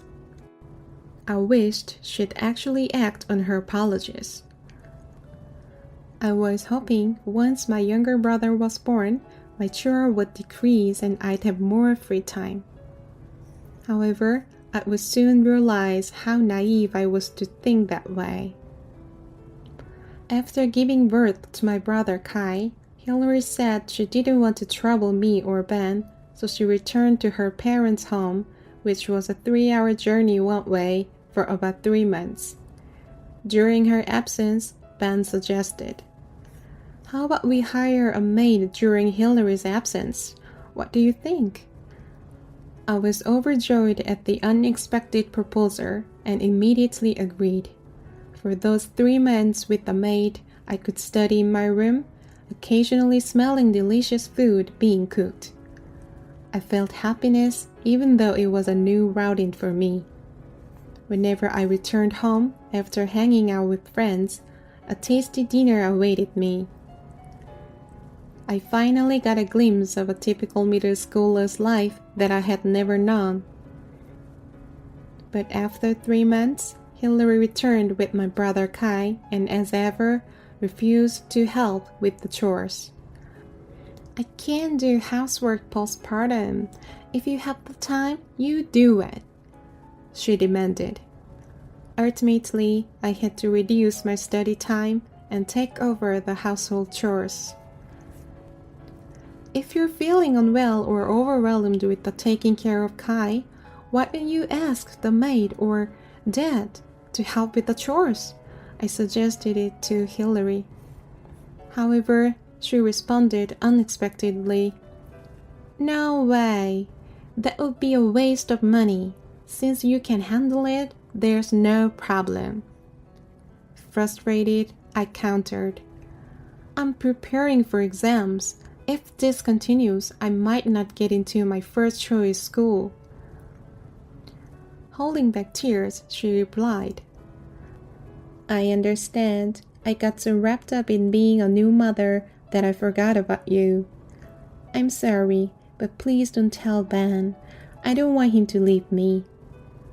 However, I knew her apology was empty. She probably thought that if she just apologized, a middle schooler like me would forgive her. Over time, as Hillary repeated that same behavior, I became immune to her lies. Whenever she apologized, I'd think again and felt nothing.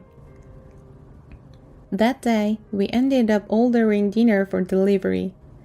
Afterwards, Hillary started preparing dinner for us. The dishes were always intricate, which made me wonder if she really had the time to make them. One day, I casually looked in the trash and found numerous packs from supermarket ready-made meals. For dinner, instead of Hillary's homemade dishes, it seemed there were just supermarket size and frozen foods. What Ben, who hadn't seen the trash, wouldn't know. Regardless, thanks to not being burdened with chores, I was able to study and get accepted into my first choice public high school. Then, one day during my high school life, Ben asked if I could go shopping with him. So I accompanied him until the time for my part-time job. As soon as we arrived at the shopping mall, we entered a cafe. "How has Hillary been lately? Is she making you do chores again?" "Huh? You knew about that?" "Yeah, Hillary occasionally mentioned that you help out, but it wasn't just occasionally, was it? Ever since Hillary came back from her parents, the taste of her food changed. I found it odd." It seemed Ben had noticed everything. Regarding the chores, Ben had checked with Hillary many times, but she always said, "I just gave birth. Don't add to my stress." He felt he couldn't say anything more. Actually, after my exams were over, Hillary has been pushing all the household chores on me again. On days when I don't have a job, I still have to cook. Hillary even says I'm just a maid to her because I'm her stepchild. She threatened to ask you to kick me out if I ever talked back. Despite being silenced by Hillary, I couldn't hold back anymore and confessed everything to Ben. "I had no idea. I'm sorry." As he said this, he stroked my hair. Afterward, Ben promised that once I got into my desired college, I could live on my own. He cheered me on, saying, "I support your dreams, Nancy. You can do it." From that day on, I studied desperately. When I told Hillary about my college of choice, she opposed it as expected. However, Ben settled things and it all worked out. Hillary probably didn't like the idea of losing her free housemaid. Using my 3-year-old brother Kai, she disrupted my studies daily. Even at 10 p.m., she wouldn't put Kai to bed. Holding a toy, Kai would run up to me after I came back from my part-time job and ask, "Big sis, play with me." I have to eat and study now. You should sleep. As I picked him up, he began to cry. Mommy told me to play with you.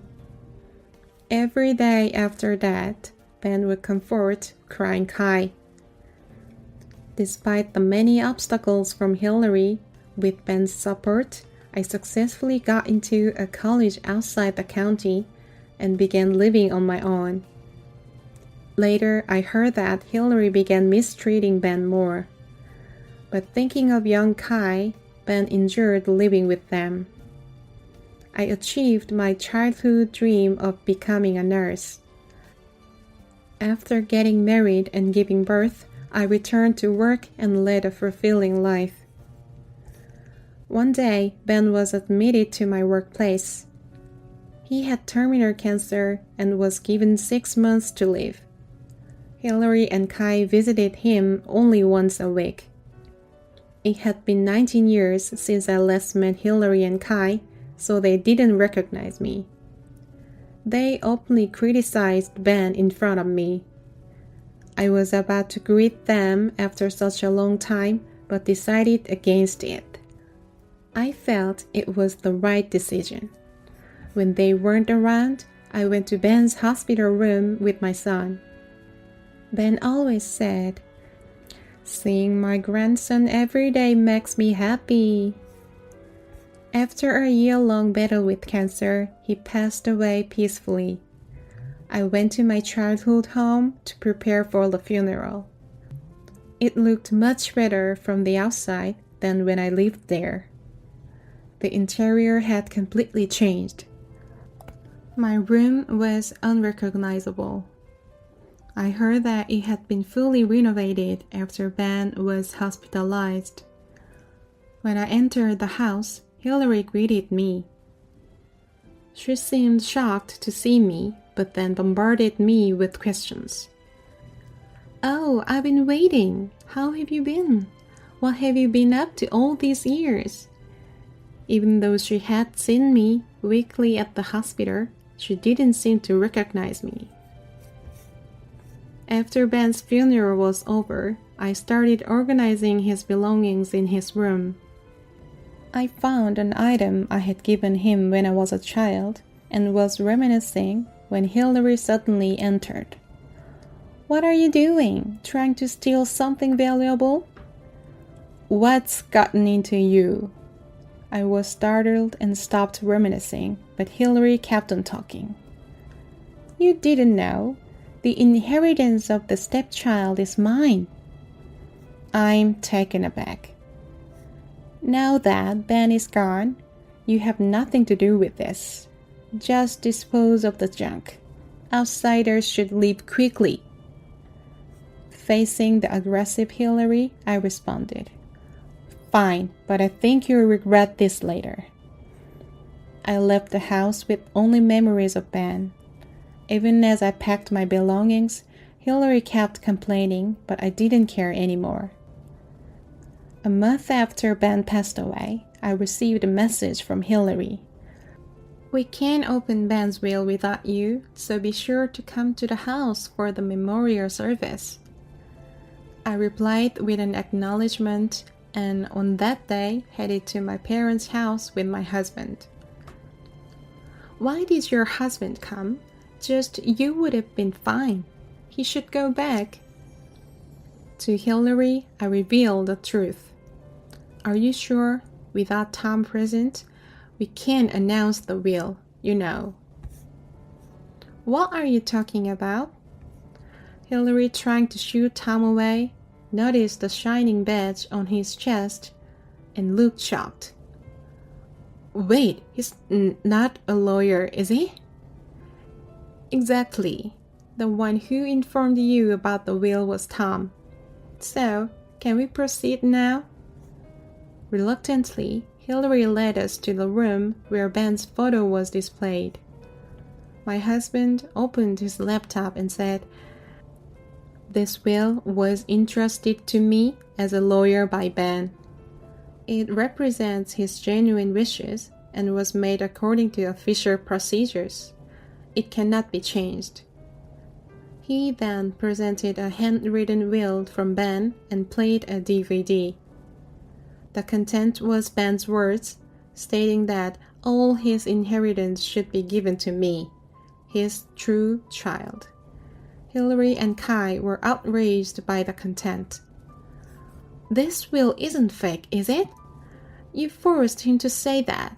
It's invalid." As they rented, another recording of Ben's voice played. "Hillary, you drugged my food and tried to drown me during my bath, didn't you? There's no reason to leave any inheritance to someone like you. And Kai, you're not my son. I won't give my inheritance to a non-blood relative. So, everything goes to Nancy." The video ended at that point. "Lies! I did nothing of the sort. Ben, why are you tormenting me like this? I'll sue over this ridiculous lie." I confronted Hillary with evidence. From the recorder played. "Why is he so persistent? I thought marrying a rich guy would make life easy. Normally, with that much sleeping pill, he'd drowned in the bath. What's he made of?" "Mom, don't say such things out loud. Maybe my real dad is also enduring being with you just for the money." "Well, Ben and that young girl never knew about the 3 months after you were born when your real father and I lived together, and met even after that." This conversation was heard on the voice recorder. When the two heard this, they hurriedly made excuses. This is a practice for a play. This isn't some drama practice. You deliberately did this. How did you record this? That's wiretapping. It's a crime. I decided to tell Hillary, who was screaming, something she probably hadn't noticed before. "You spoke openly in front of me at the hospital cafeteria." "What? There were no other visitors around in the cafeteria." "Oh, I'm a nurse at that hospital. You exposed your criminal activities without even realizing it." Hillary was dumbfounded. On the other hand, Kai, thinking a large inheritance would come to him, had borrowed money from shady individuals through a college senior and bought a luxury car. "My car! Who's going to pay for it? My car!" When I recorded their conversation at the hospital, I played it for Ben.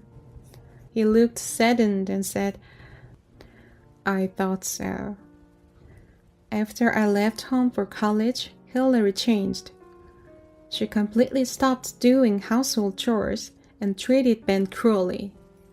But for Kai's sake, he endured it. When Kai turned 18, Ben decided to push for a divorce from Hillary.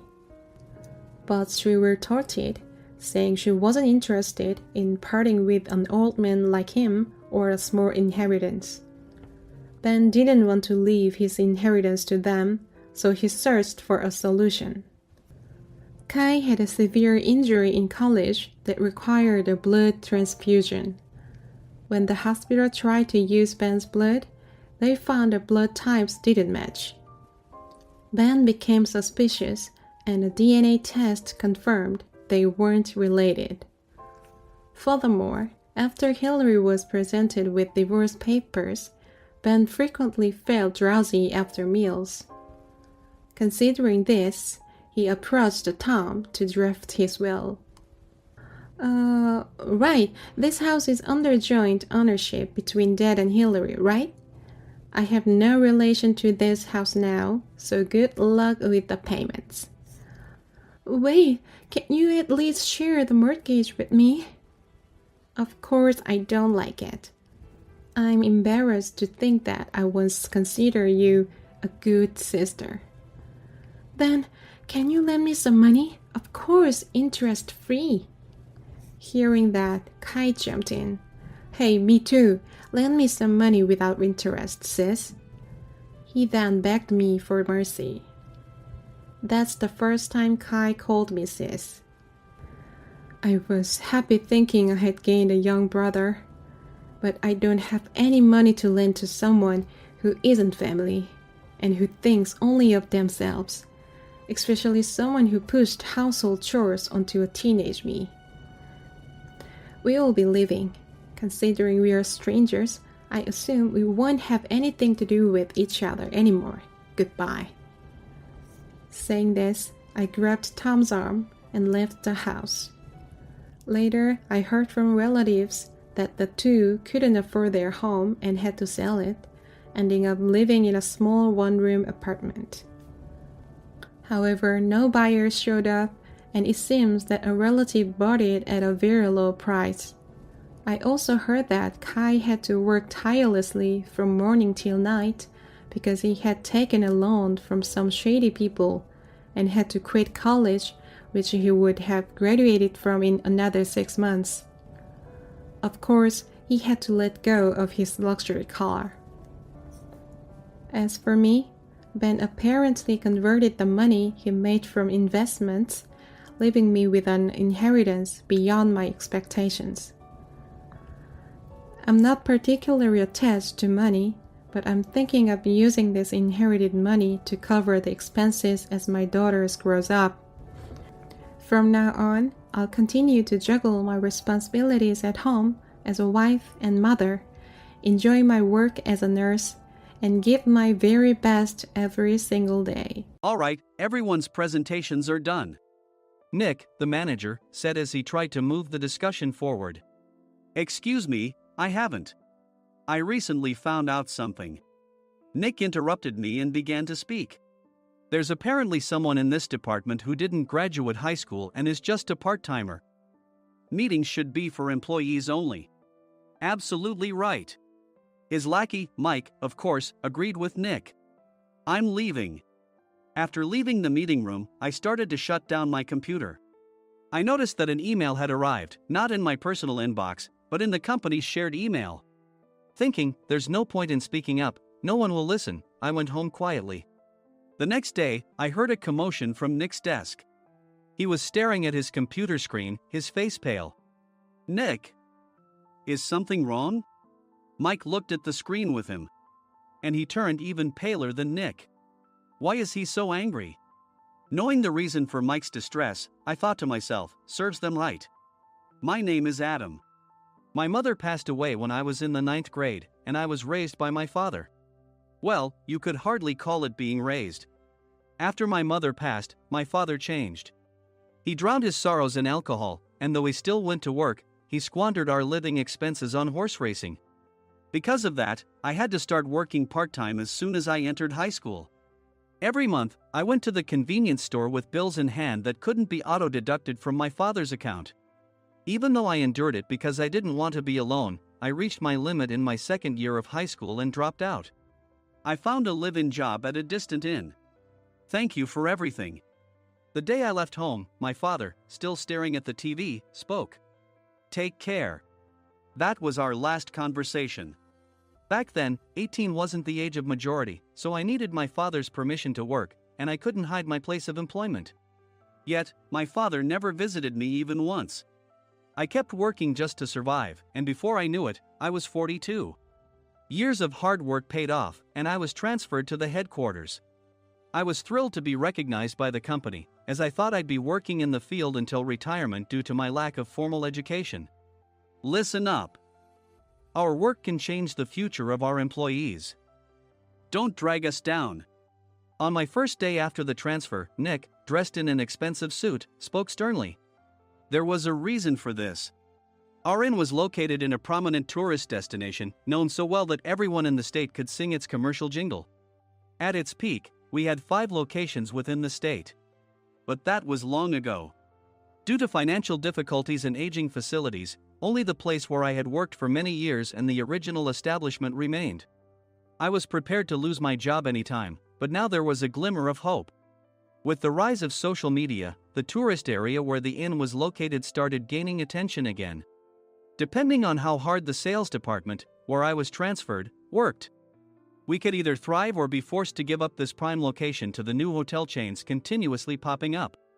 For Nick, who had switched careers from another industry to strengthen our sales, this was a battle he couldn't afford to lose. I understood why he had to be strict. I will do my best. Nick sneered at my enthusiastic declaration.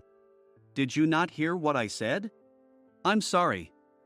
I thought I was listening carefully. Out of habit from years of customer service, I apologized reflexively, though I had no idea what had offended him. Someone was watching me with a smirk. In this department, there are those who are expected to excel and those who have been shoved here because they have nowhere else to go. You are the latter. It was Mike, the section chief. He's 7 years younger, at 35. But he was called to headquarters much earlier than I was and had been moving around within the headquarters ever since. I'm not jealous, but I can't accept that he's my boss. Graduating from a prestigious university, he has an unusually high pride and caused many problems as a newbie, making things very difficult for me when I was the front desk leader. When I found out Mike was transferred to the sales department a month before me, I was disheartened. Mike is right. With just a middle school diploma, there's not much you can do. Don't even think about achieving results. As if I didn't exist, Nick remarked, I'm thirsty. Mike eagerly ran to the coffee maker. It seems Mike is Nick's lackey. I regretted being happy about my transfer to headquarters, wishing I had stayed on site forever. Send a direct mail to every company on this list by the end of the day. Nick only assigned me tasks that even a new graduate could handle. What? There are over 1,000 companies. You want me to send to all of them by today? Yes, if you and your fellow misfits split the work, even those with nowhere else to go should finish by today. I glanced at the employees typing away expressionlessly. They were worn out from customer service, only thinking about leaving on time, or were women reassigned after having children, with zero motivation for work. Even Sam, a new graduate from the same university as Mike, who was supposed to be among the expected achievers, had no enthusiasm for the job, having joined the company wanting to do customer service.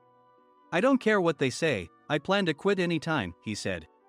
Only Nick and Mike were highly motivated, making all the decisions between the two of them. I originally only wanted to work at the inn to survive and had no particular attachment to this job. I swallowed my words, thinking I had no right to reprimand them. About a month after the transfer, Nick told us with a frustrated look. To commemorate the 50th anniversary, we've decided to create a plan exclusive for one group per day. Originally, Mike and I were supposed to come up with it, but our president, Mr. Thompson, insists on hearing everyone's opinions. So, you all get a chance. As Nick explained, Mike began handing out prints. Make sure not to embarrass Nick. If your ideas are half-baked, you'll have to redo them. It seemed that they had printed his handwritten notes by Mr. Thompson, which included several questions and a section for free responses. It made sense why Nick had to seek our input, given that all responses had to be submitted to Mr. Thompson. We were given a week to think about it, and a meeting was scheduled to compile our ideas. My plan is to let guests enjoy both the old and modern America. Nick began the presentations. Guests would watch a master confectioner at a nearby traditional sweet shop make sweets in front of them. The welcome drink would be premium tea in a bottle. Nick's plan was certainly attractive. After his presentation, Nick called on us to present in the order we were seated. Just as I stood up for my turn. All right, everyone's presentations are done. Excuse me, I haven't. I recently found out something. Nick interrupted me. There's someone in this department who didn't graduate high school and is just a part-timer. He was likely talking about me. I joined the company as a part-timer and was made a full-time employee when I turned 20. That was 20 years ago, so Nick and Mike probably had no chance to know until recently. Meetings should be for employees only. Absolutely right. After that, Nick kept creating opportunities to solicit everyone's opinions, purposefully excluding me from speaking. The meeting unexpectedly heated up and went past the scheduled end time. A few people asked to leave, and the discussion continued with the remaining few. Still here? Normally, you'd leave in that situation. Though I had no attachment to the job initially, hearing kind words from customers made me want to make them happier. For someone like me, with nowhere to go, the inn was my home and customer service was my life. I felt pathetic about my current self. I'm leaving. I left the conference room and started shutting down my computer. I noticed an email had arrived, not in my personal inbox, but in the company's shared email. Thinking no one would listen to what I had to say anyway, I quietly went home. The next day, while preparing the DM as instructed, I heard a commotion from Nick's desk. In his haste to stand up, he hit his knee on the desk. He stared at his computer screen, his face pale. "Nick? What's wrong?" Mike, thinking he should be the first to rush over, approached Nick while still wearing his coat. He peered at the screen with Nick. And he turned even paler than Nick. Why is he so angry? Who is responsible for this company? Nick, more irritated than ever, asked, and Mike answered without checking. Probably Sam. Sam wasn't there because he was attending a morning training session for new hires. Nick gave up on getting angry and returned his gaze to the screen. They were looking at an email that arrived right after the end of the working day yesterday. Apparently, no one, including me, had checked it before leaving. The email was from a large company that used us for their annual employee trips. The president and executives of that company also frequently used our services personally. President of the company, Mr. Mason himself, had declared that neither he nor his company would ever use our services again. Well, some companies cancel their employee trips or stop using our services due to financial struggles. Let's just move on. Mike kept wiping the sweat from his forehead with a handkerchief. Knowing why Mike was so agitated, I quietly watched their interaction. Do you know how much revenue we get from that company? We can find other guests to fill the rooms, but we'll lose the banquet costs, gift shop revenue, rental car fees, and more. Moreover, the gifts were supposed to be prepared by the traditional confectionery shop involved in Nick's proposed plan. If it's known that we incurred such a huge loss at this critical time, Nick's position in the company would be jeopardized. Nick took a deep breath, seemingly trying to calm himself. All right, Mike. Go to New York right now and apologize to Mr. Mason. What? You're coming with me, right? I have urgent work to do. I trust you, which is why I'm entrusting this to you. Please. Mike, believing Nick's sincerity, agreed with a determined look on his face, saying, yes. That's Nick for you. Even if Mike went to apologize, Nick would shift all the blame onto him if the client didn't change their mind. Well, it was Mike's fault to begin with, so it served him right. About 3 hours later, Sam answered a call from somewhere and repeatedly apologized, saying, I'm very sorry. Everyone watched to see what was happening. After ending the call, he informed Nick with a weary tone. When Mike arrived at the client's company, he only made things worse, further infuriating Mr. Mason. He was demanding, get his boss here immediately. It was no wonder Sam was exhausted, dealing with such a call right after returning from training. What is that idiot doing? All right, Adam, you're coming with me. If sacrificing Mike didn't work, then I must be next. Normally, I'd want to refuse at all costs, but I saw an opportunity in this situation. If I can be of assistance, I'd be happy to join you. I obediently followed Nick, and we flew to New York. When we introduced ourselves at the reception, it became clear how serious the situation was. As the receptionist personally escorted us to the president's office. Angry voices leaked through the door, making both Nick and me uneasy. Excuse me. I'm Nick, the supervisor. I understand my subordinate has caused you trouble, and I deeply apologize. Nick, with his experience in the corporate world, knew enough to offer an apology before excuses. However, his customer service skills left much to be desired. I sighed as I saw Mike trembling like a small dog in the corner of the room. What kind of training are you giving your subordinates? Mr. Mason glared at Nick with a red face. The intensity of his gaze made even Nick take a step back. Regrettably, I joined this company only 2 years ago and was unaware of Mike's issues. I should have identified his shortcomings sooner. Indeed.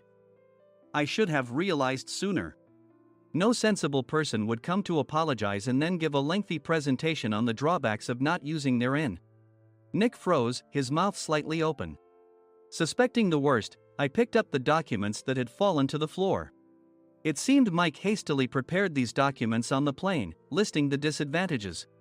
Disadvantage 1: if you change the venue for the company trip, employees might suspect it's for cost-cutting reasons, leading to a negative impression. Reading it aloud half-jokingly, Nick snatched the papers from my hand and checked the contents with a furious expression.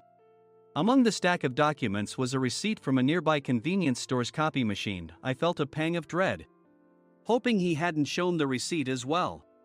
What do you think he said when I asked what kind of nerve he had to do this? I'm very sorry. Faced with the dire situation, Nick must have thought there was nothing left to do but apologize. In a voice smaller than I'd ever heard from him, he uttered words of apology. He said, "I'm a Harvard graduate. I don't believe I said anything wrong." Mike!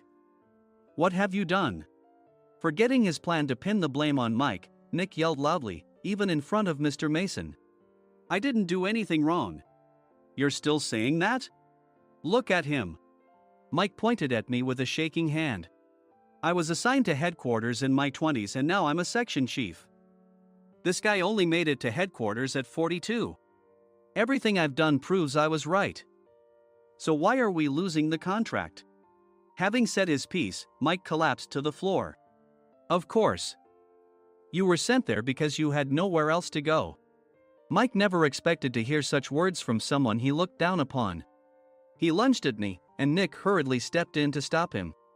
"Mr. Thompson told me Mike is a quick thinker, and to take good care of him." There's no way he was pushed aside. "Don't make things worse here. He didn't say quick thinker, he said only quick-witted, didn't he?" I don't remember that part. I recalled the many troubles Mike caused when he was a newbie. When Mike was on the front line, his pride was so high that he never apologized to customers. Customer service, especially in our job, doesn't work alone. It brings both good and bad situations. If the front staff or housekeepers made mistakes, or the cleaning company didn't properly clean a room, one had to apologize to the customers regardless of personal fault.